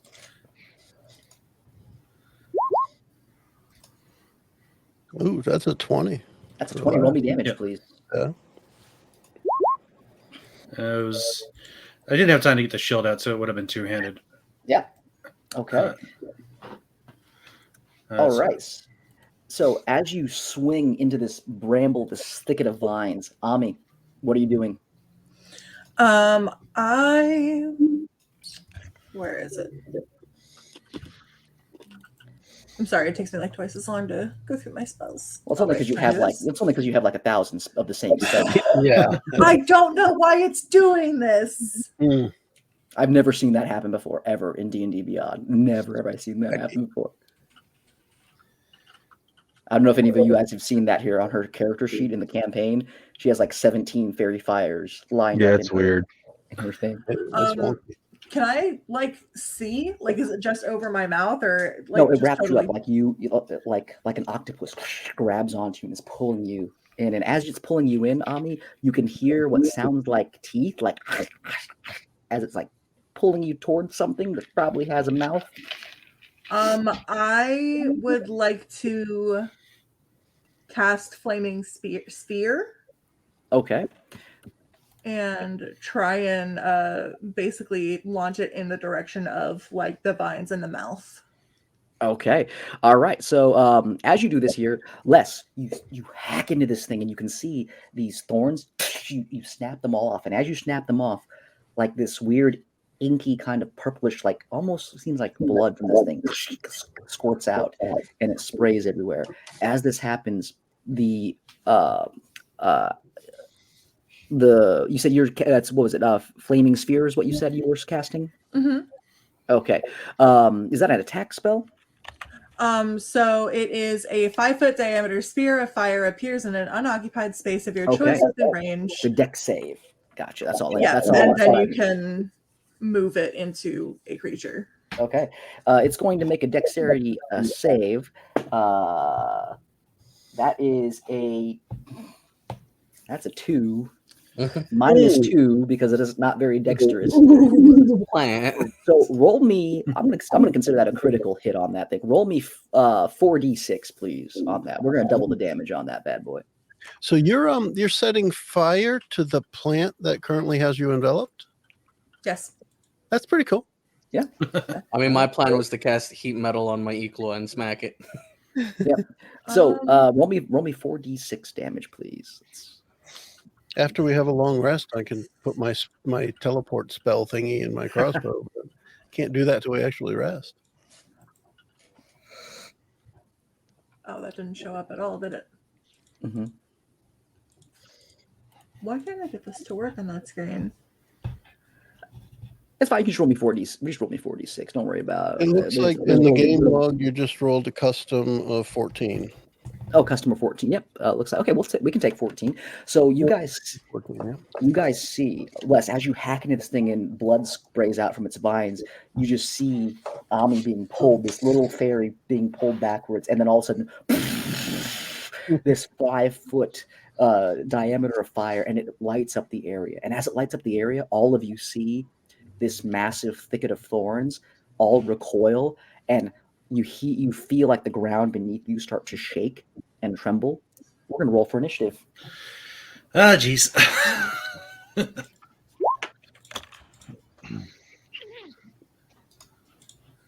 We also just said to everything that was around, hey, here we are. Hello, everybody. A little bit. Let's see what we got now. Okay, so we have Ophidian. Okay, one second. We have Ophidian, we've got Rays, we have Creature, we have, so the Creature did better than, it looks like then less, and then and then 10. Makes sense that Ami has the low one since she's actually being grappled by the creature. But Ami, as this fire erupts around it here, you can feel the vines break off, and you can feel like the water and like the liquid that's inside like shrivel up and it snaps, and you break yourself free. You're now in the center of this fire. But as you're now looking back and everything is lit up, you can see there's a giant gaping like maw of like almost like a pitcher plant that is like thrashing around slightly in this particular thing. But Ophidian, you're up. What do you want to do? Well, what's this thing doing? You said it recoiled, but then what? It recoiled and it's massive. This thing is probably a good 20 foot long, and there are vines and things everywhere. And as you're looking around, you can see the ground around you, Ophidian. There are its tendrils, its vines all around you guys, and they're starting to move and to recoil. Okay, I will just attack then. Okay, where are you attacking? I will do whatever's closest to me. Yeah, there's like a nest of like the twisting thorns that are moving backwards. You can easily that'd be the closest thing to you. All right, I will use my short sword and with my 2-weapon fighting short sword dagger action. Go ahead and roll me attack. Jason, do you have a map or a blank map you want to use for this? If not, Yeah, I would. Yeah, I was gonna pull up a Okay. one. Yeah, even if you just want to put like a blank page with the tokens on it to give us a sense of scale. Whatever works. Okay. And that way I will put that up so we can see it here as well. Okay. Does a 14 hit it? A 14 hits it, yes. All right, I'm just going to do my other attack with the dagger as well. Go for it. All right, and then damages. As long as I don't roll a 1, I should be okay.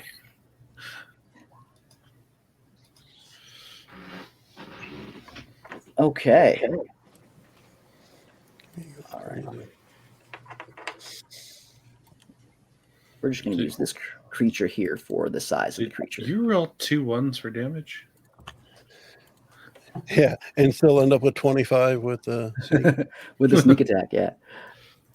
Okay, 1 second. Here. Okay. All right, so the creature is actually right here. It's between these two things, and it's about that big. Yeah. How big are we? You guys are in these little squares over here, which I'm going to put you in. Oh my god. That's a big green thing. Yep. See, because this is Ami right here, and she's like currently like next to it. Yeah. Interesting. There's Rays. You guys are like right over here, a little bit away from it. Drop you guys in. Bloop.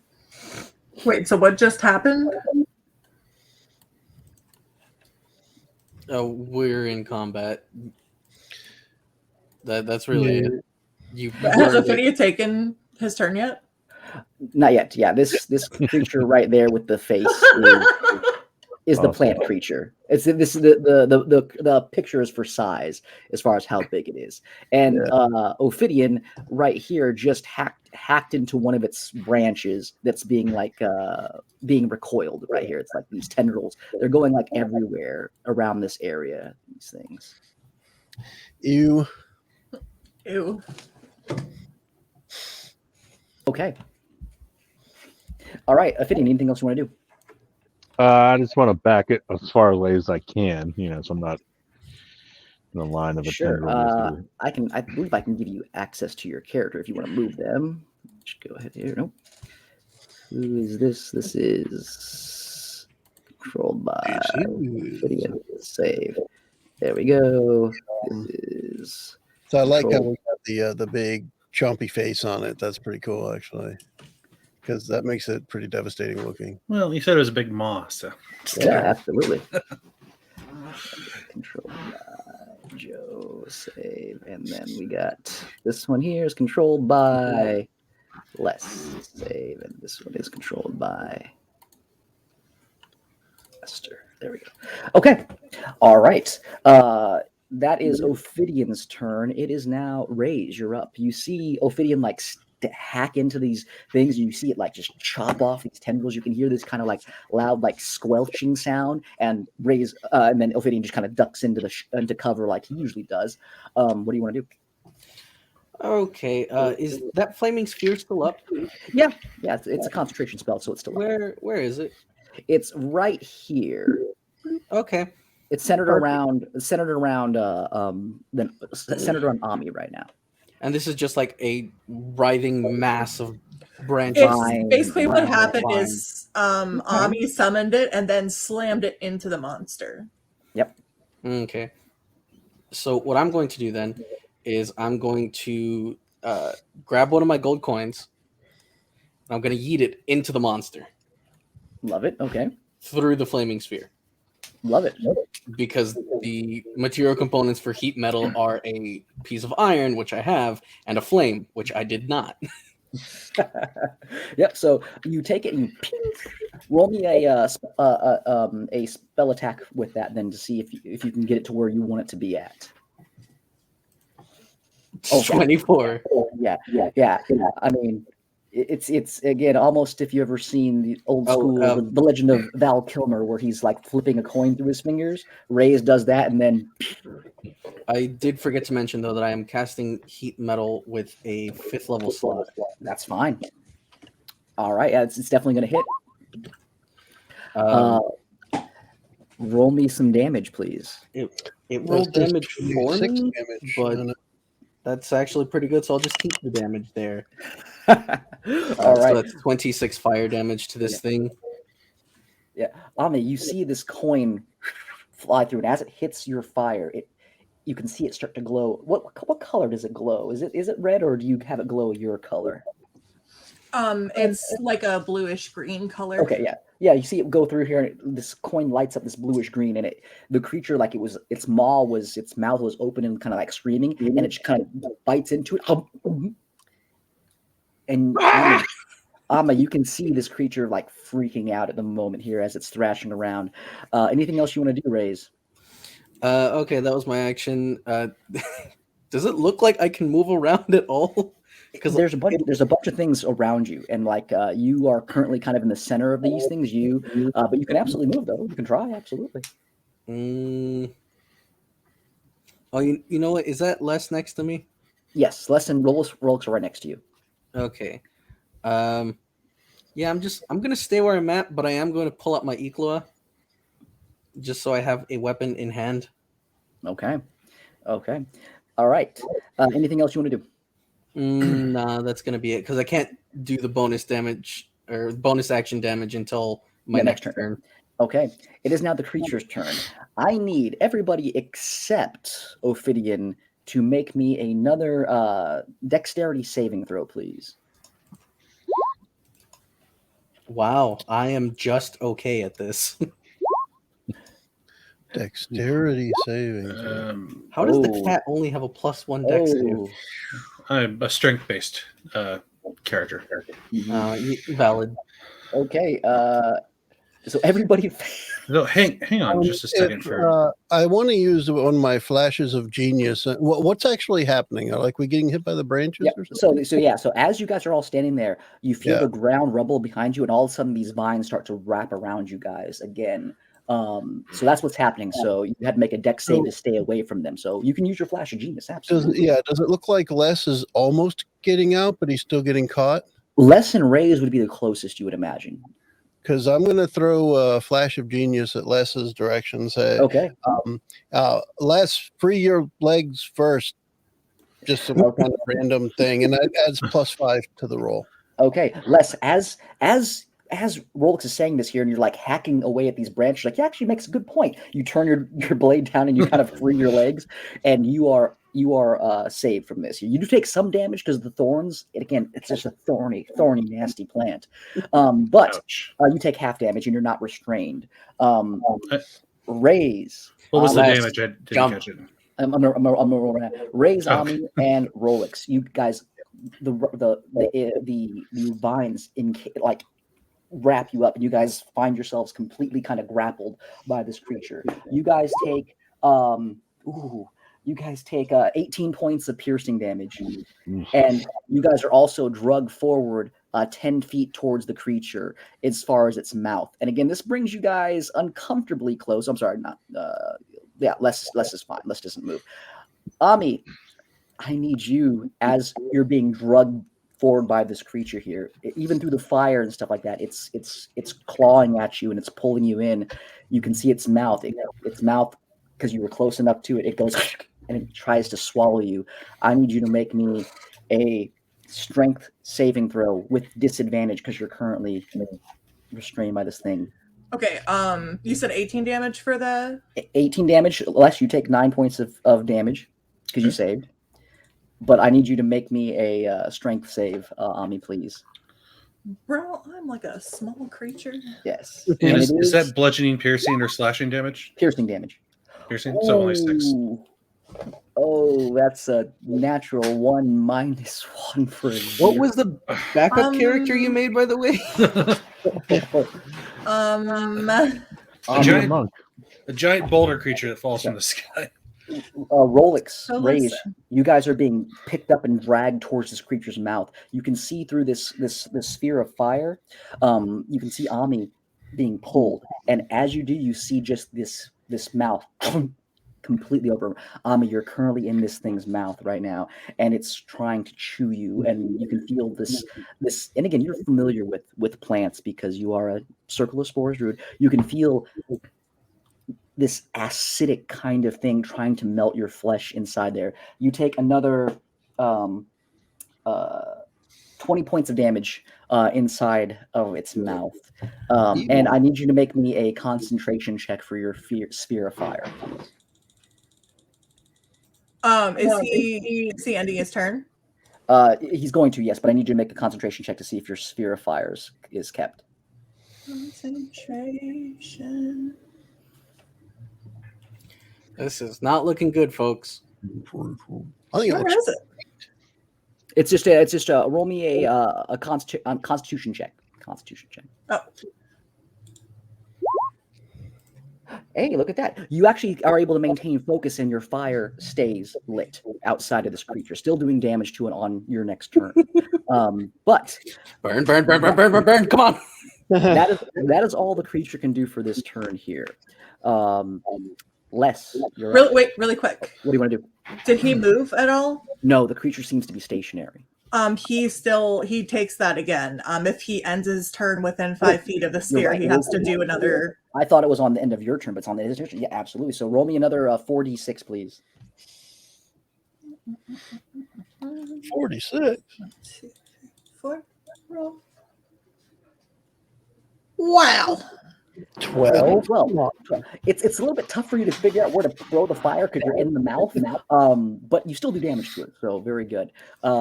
Les, you're up. You see your friends being dragged forward from this creature here. What do you want to do? I'm charging straight at it, blades in hand. No time for the shield right now, so I'm going two-handed with this thing. Okay, as you get closer to the creature, it is considered difficult terrain, so just keep that in mind. Your movement will be halved the closer you get to it. Okay, well, I only need to move 15 feet anyway, it looks like, to get within the borders of it. Go for it. I will. I keep on trying to do AWDS. That's not moving me either. Why aren't you going? I can move you here. Do you want to move up to the air? I was just right there. There you go. Okay. That's 5, 10, 15. All right, and I've had 3 attacks, so I'm going to just start slashing at the body of this thing, probably the bottom of its maw, if I can. Okay. Okay. Okay. So, with the first attack, Roll let's see if it connects first. Hits. All right. So, I want to use goading attack, and what that does is I'll spend a superiority dice, which I'm going to go and place now, and then where are they? I have so many of these. When you hit with a weapon attack, you can expend 1 superiority die to add to the total. It's blocked off a little bit. I can't see. It makes a wisdom saving throw, and it has disadvantage on its attack roll. So, yep, absolutely. Yeah, so it has to make a wisdom saving throw. Yep. Yeah, so it's forced to either attack me or have that is a fail. That is a 15, so that is a fail for that. Okay. Do I have to roll the superiority die? Or No. You expend it, so you expend a spirit. So you lose one of them that you have right now. All right. I am going to use my second attack now. Then. Oh, I got to do damage for the first one. Yeah. Let's do that. So it, two-handed, I guess that's 9. Who's buzzing? That buzzing is Ami inside of its mouth, like flapping around as fast as she can. That's all you can hear is the. Her trying to get up. All right, swing number 2. I want to go ahead and spend my last superiority die for the day to go ahead and add There's one where I can add damage to my attack. I'm trying to see what it is. It's pretty much I spend the superiority die to attack it. I think it's a D10 that I roll. Did I hit, by the way? I didn't even check. Oh, yeah. Yes, you hit. Yeah, that hits. Okay, Yeah, that hits. I'll roll that. Apparently, I should have been doing one-handed because I'm doing such minimal damage with that. Okay, so Damn, 9 if I points do. and 7 points. Let me Yeah, do one more attack. I have a superiority dice still to roll to add the damage to that one. 2. Okay. And my last attack. I'm not doing so well this time, guys. At least I'm hitting it, I guess. It happens. It's something, right? That's something. It's something. Yep. And we'll check. 15 just hits it as well. Absolutely. All right. Man, Hey, I should have went one-handed with this. Jesus. Okay.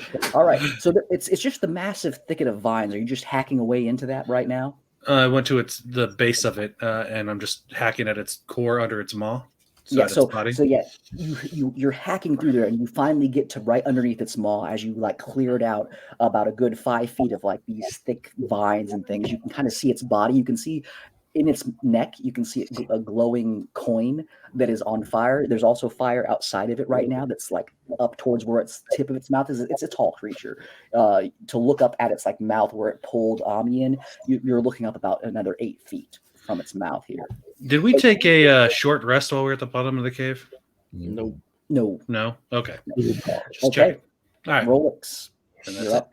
What do you want to do?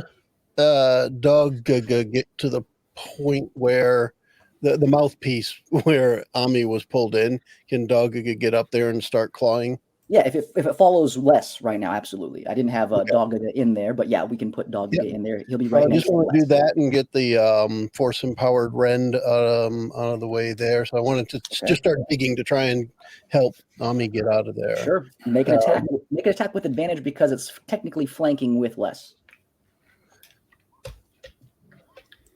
All right, so it would be 20. That hits. And then the damage is 1d8 plus peanut butter. The proficiency bonus. That'd be 6 damage. 6 damage, so 2 plus. It's 4 damage if it makes any difference. Yeah. You see, Les, as you're like trying to hack at this thing, you see Dogga just run up next to you and like a cat pawing at the base of this thing, which is where I think Joe, you said you wanted to like attack at. Yep. Yeah, I want it to be like trying to dig Ami out, as it were. Okay. And then while that's happening, Rolex is just going to take up the crossbow and point it at a dense spot where somebody isn't stuck. Right? Make me a strength saving throw to see if you can break free first. Otherwise, you're going to have to make. I'm restrained. Okay. You're considered restrained because it wrapped you up and it's pulling you towards its mouth. So make a strength save first to see if you can. No problem. I didn't consider that. Let me do that. Yeah. I rolled 20, so there's my 20s gone. Thanks. Yeah, I mean, how do you? Is it just poking through the things here as you break out? Yeah, you break through these vines. You drop down to the floor and you pull out your shot and take your shot. Absolutely. All right. And I just realized I don't remember what level I had it, but I have extra attack as well, so I could be shooting twice. And I think looking at it, it looks like it was 5th level, and I don't think I've ever done that. So, oops.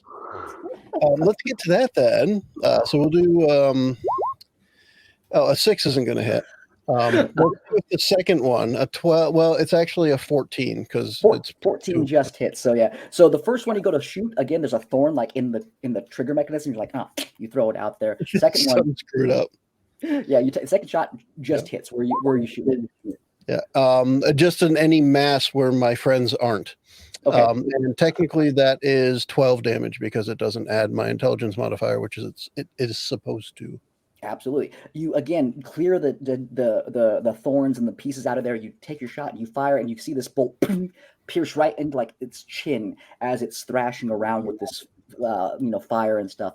You guys are hitting it pretty hard right now, and you can see the creature as you're exposing like it's as Les and Dogga are exposing its belly. You can see like pulsing coming from it, like it's swallowing or there's blood or things like flowing through it. You're exposing more and more of this creature. So very good. Anything else you want to do, Rolex? Ew. A quick survey question to everybody. I mean, who's actually gotten damaged? Ami has. Like a substantial like amount? 6 points, so I'm good. I'm using 2 hands. Well, I guess I can't really do it this turn because I've already taken my action, but I might be able to use a spell next time. So I am done. Ami, you're in this creature's mouth. You're wrapped up in vines. It's chewing on you. What are you going to do? Okay. Doo-doo-doo. I got this. Hold on.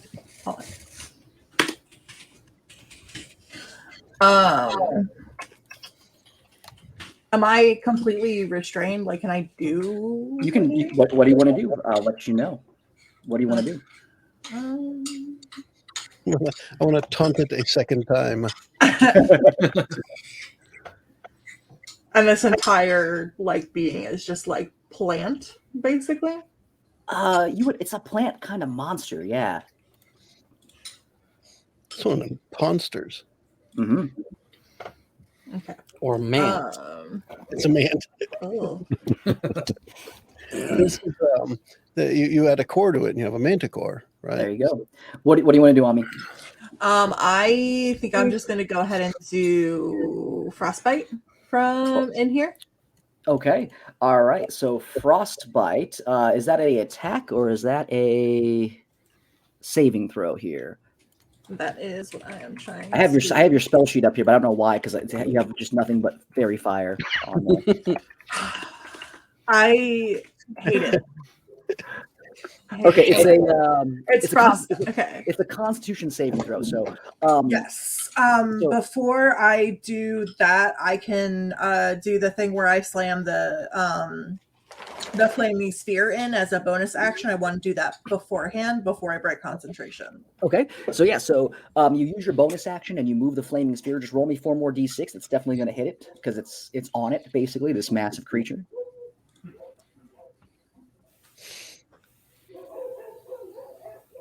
Rough. Yep. 9. 9 points of damage. Okay, so as this fire hits this creature, you can see more of its branches breaking off and things like that, and falling into these kind of piles of ash around you guys. You guys are doing some damage to it.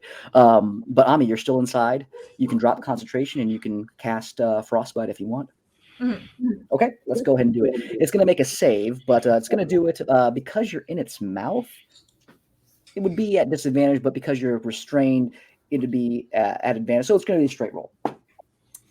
That is a 16. It's a 16 save for you. 16 is the number. So just save. So roll me damage. It's half damage on it. Okay. It is 3d6. 1, 2, 3. Roll.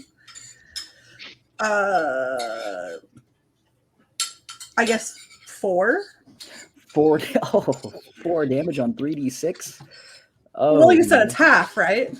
Yeah, it's half. So yeah, 9 points half. Yeah, oh, that's brutal. Okay, so 4 points of damage. As you're trying to again launch this ice, some of the ice hits you in the face as you're like pinned up against this creature, but you do get enough, and you can hit like the roof of its mouth, and you can feel like the steam melting off as like this acidic kind of like maw that has you in there is trying to melt you. You can see it like freeze in there and stuff. So very good. Make me a strength save to see if you can get yourself free before. No. You can do it. 14 does not do it, unfortunately. No, I can't. I have a -1 because I have more sparks of genius. You can't really see her in there, but absolutely, if you want to tell me how you want to give it to her, if you can, we can give.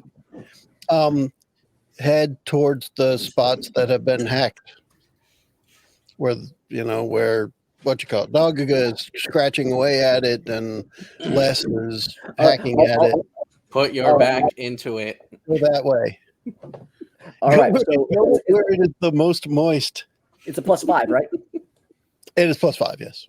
Okay. So Ami, as you're in there and you just hear Rolex's monotone voice echoing through there, you feel like, oh, I know what he's talking about. And you kind of like shimmy your way around and you're able to break a couple of the branches off and you're able to get yourself free. You're still in the mouth, but you are free from being wrapped up and restrained by it inside its mouth right now currently. Bet. Okay. Brilliant. Okay, Ami, anything else you want to do? No. Okay. Top of the order, Ophidian. You see your friends like hacking away at this thing. Raze is still like held by this creature. It's top of the order. I'm sorry. Raze, since you are being held by this creature here, you take 7 points of piercing damage as you're still in its bind at the end of the actual order. So, Ophidian, you see your friends still being attacked by this thing. What do you want to do? How close do I need to get to it to have like a? I guess because you said it's kind of thick, with everything. How close do I need to get a shot at its mouth with a ranged attack? If you move over to here in this area, you can get a pretty clean shot because Dogaga and Les have cleaned out a shot like towards its body. You'd have to move through there, but I mean that's probably you would probably say that would be the best place to be. Well, I need a shot at its mouth would make more sense to me. Oh, the mouth, you can see the mouth right now. The mouth is towering above this thicket of branches here. So right now, and it's lit up because the sphere of fire is still up there. So you can see its mouth. Don't shoot it in the mouth. Well, I need to get within 10 feet of the mouth though. So Don't shoot it in the mouth. You can get within 10 feet and not be. It's anything within 5 feet of it where less is. It becomes difficult terrain for it. So you can get within 10 feet of it if you want. Ami made it out of the mouth though, right? So like right here. Yeah, I would say right there would probably be. Yeah, I just need to get within 10 feet of the mouth. That's all. Sure, sure, absolutely. And I'm gonna do the poison spray in its mouth. Into its mouth. Yes. Okay. It's a Constitution save, 16 Constitution. Ami, make me a Constitution save as well, please.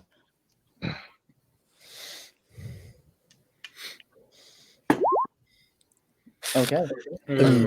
So Ami will take the damage for it as well. But yeah, you bring it's from your hand, right? Yep. Yeah, and you fire this stream and you arc it into this creature's mouth, and you can see it pouring in, and it's like flooding out the sides of its mouth. And Ami, you're in there, and you just feel like this as you're like you got free, like I'm free. All of a sudden, this liquid just flies in and hits you and covers you in this poison. You take 15 points of poison damage.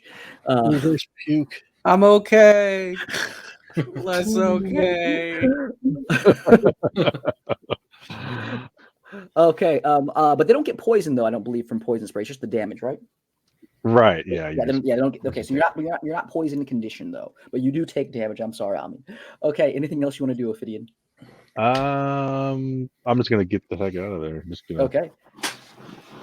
All right. As you make your way out, its tendril is going to take an attack of opportunity at you. Can I disengage then? How far can I go on a disengage? Sure. Yeah, absolutely. You can disengage if you want to use that as your bonus action. Disengage. Yep, I will do that. Okay.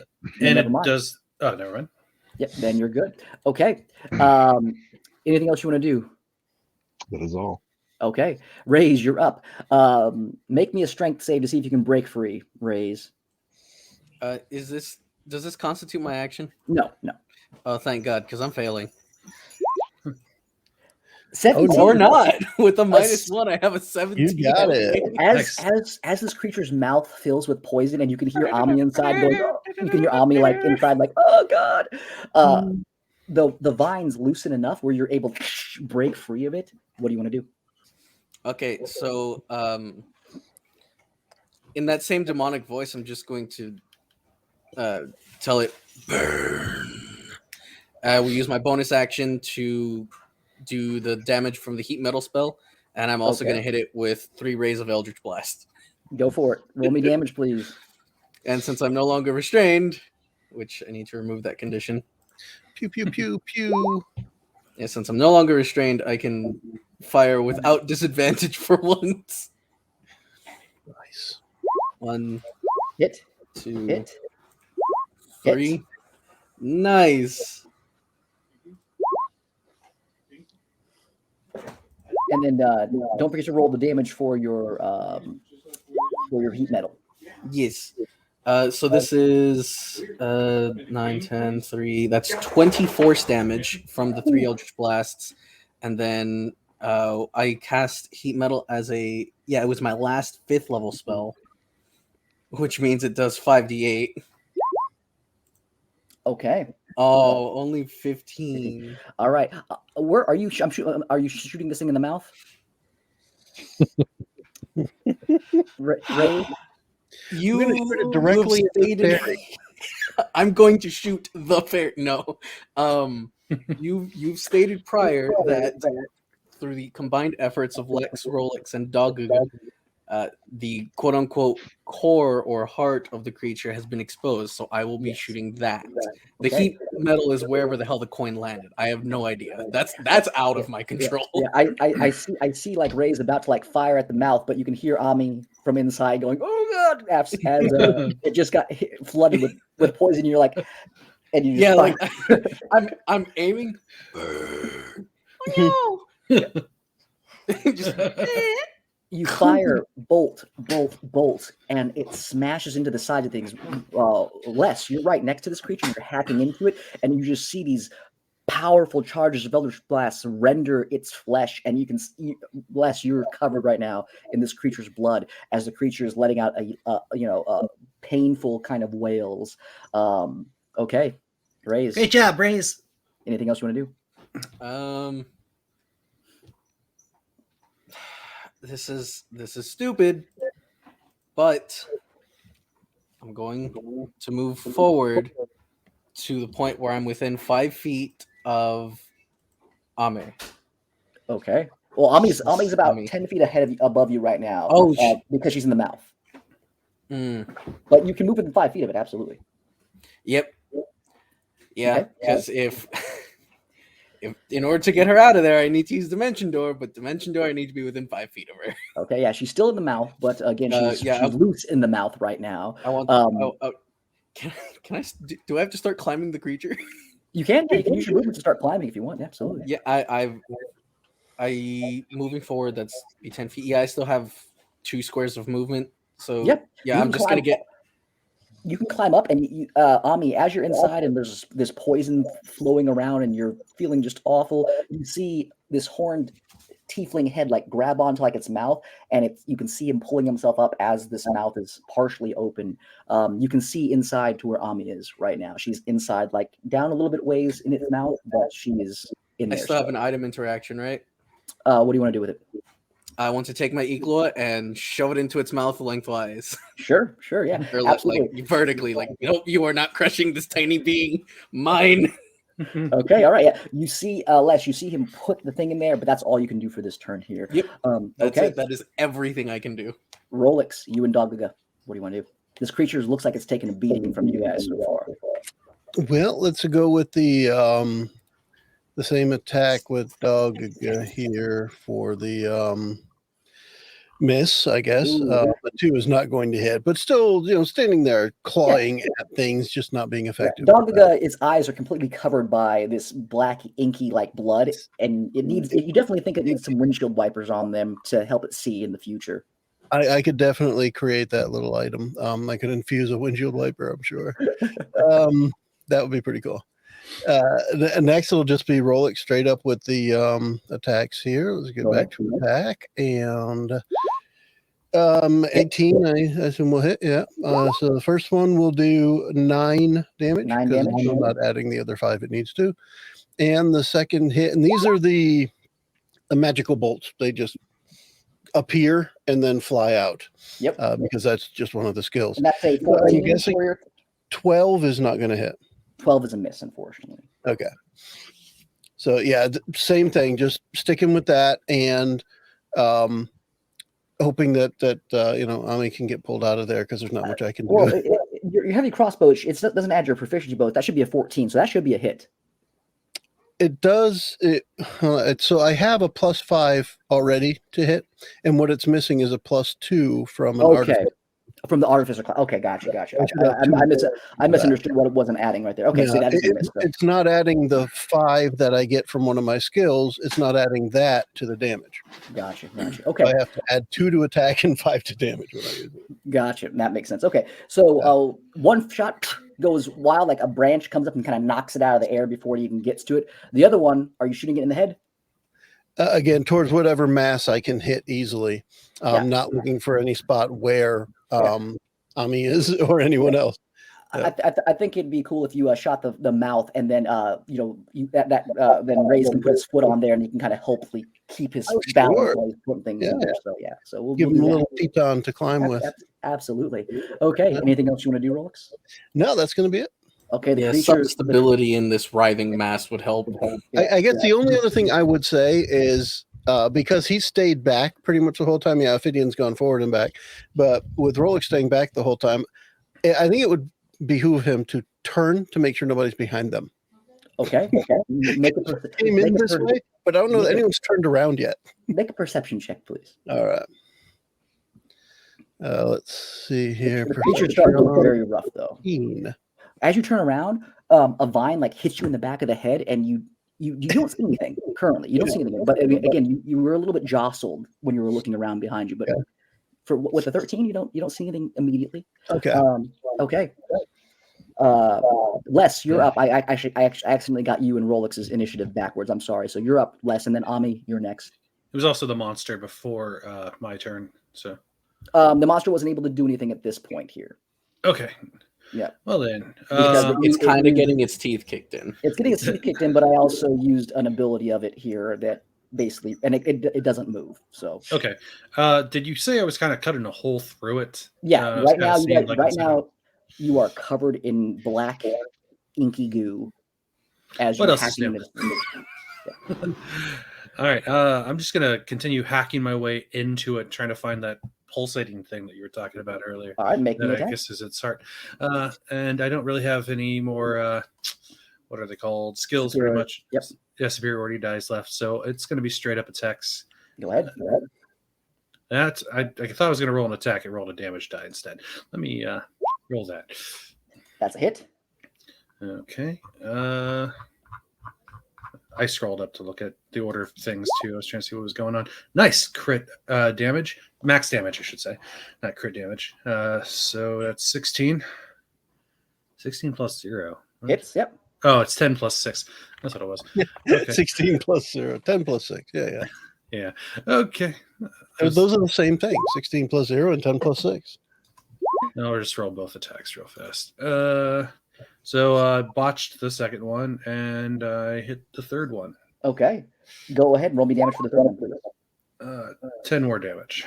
Okay. So as you're hacking into this thing, you're swinging violently. And again, you can feel the tip of the blade piercing more and more of this creature's innards.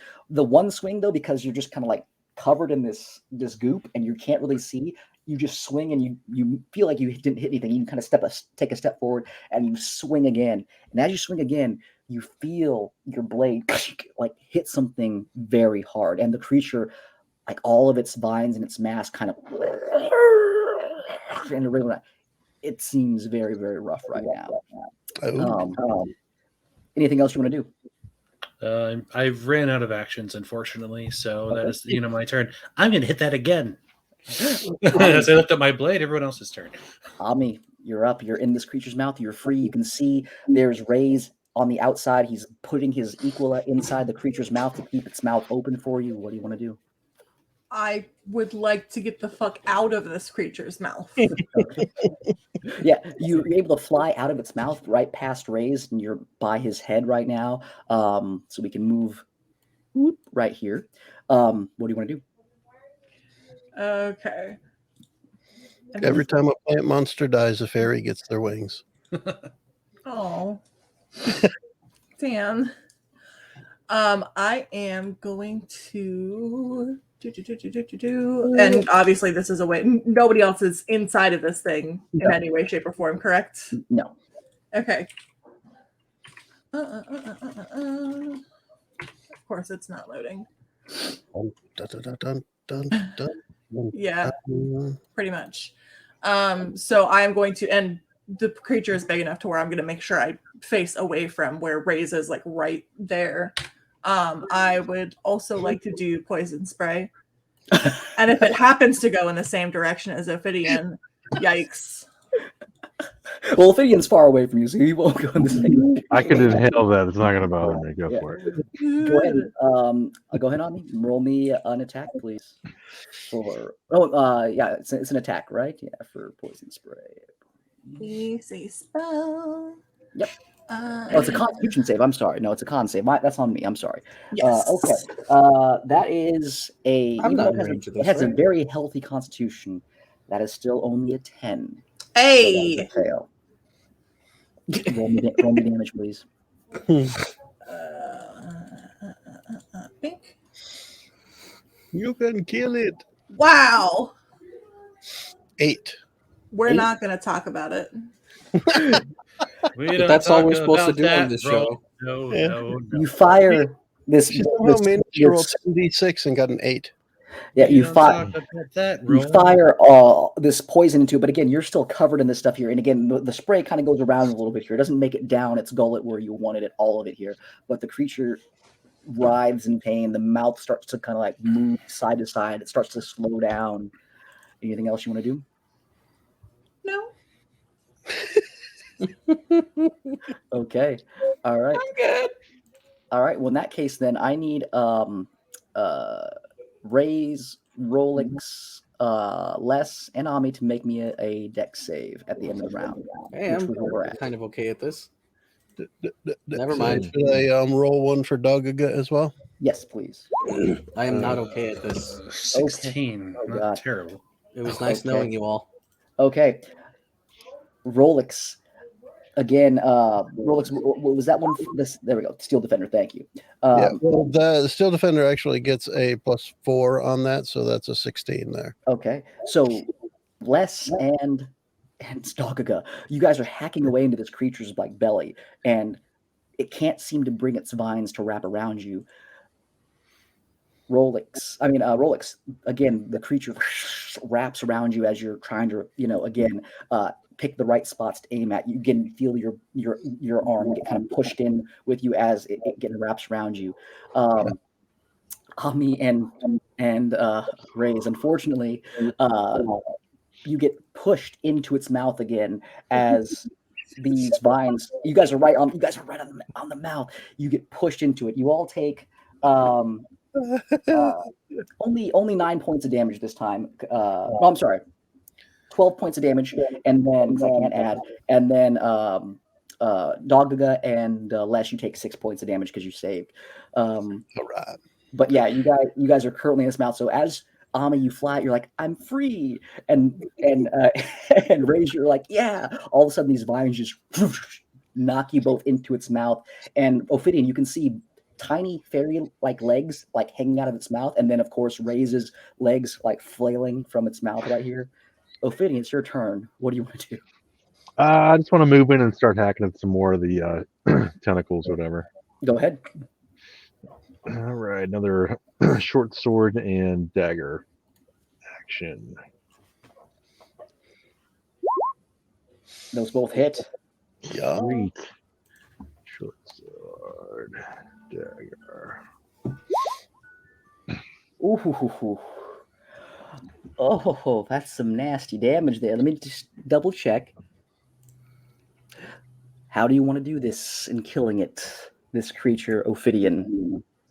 I mean, for me, I'm just lopping off tendrils, right? Less things it can grab people with, Okay. All right. So, Ophidian, you, being a roguish individual, you run around this thing. You can see that's like tendrils like coming in at you. You like kind of like parkour off of them, hacking them off as you go. And right as you like run and you kind of jump up, you bury your dagger and short sword right into like this creature's mouth, and you split it open as its blood and contents come out. There's a little flap of its mouth, bottom jaw opens up, and out spills Ami and Rays, and they fall out here. And again, you have successfully killed this creature. Yay! We are out of combat. What do you think this thing tastes like, guys? Ass. That I'm shows gonna that pick up my Equa, put it away, Okay, so pick up my gold coin. Rolex, since you were trying to look backwards and see things, make me another perception check, please. All right. Yeah, because I had made the pronouncement that I wasn't going to let anybody get stabbed in the back. Exactly. And 18 this time.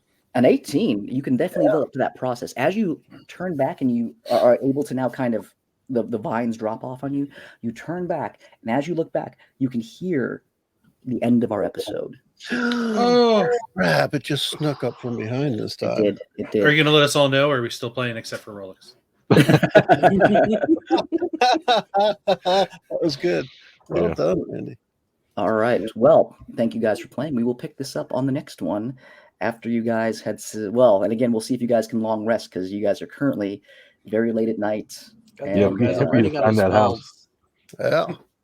you guys have taken a Hopefully little bit I of got the right one queued up here. In the meantime, we can wrap this one up and we can say bye. Bye-bye. Later. Adios. Preceding podcast was brought to you by One Joe Young. You can find us online at adventuresfromtheshed.com.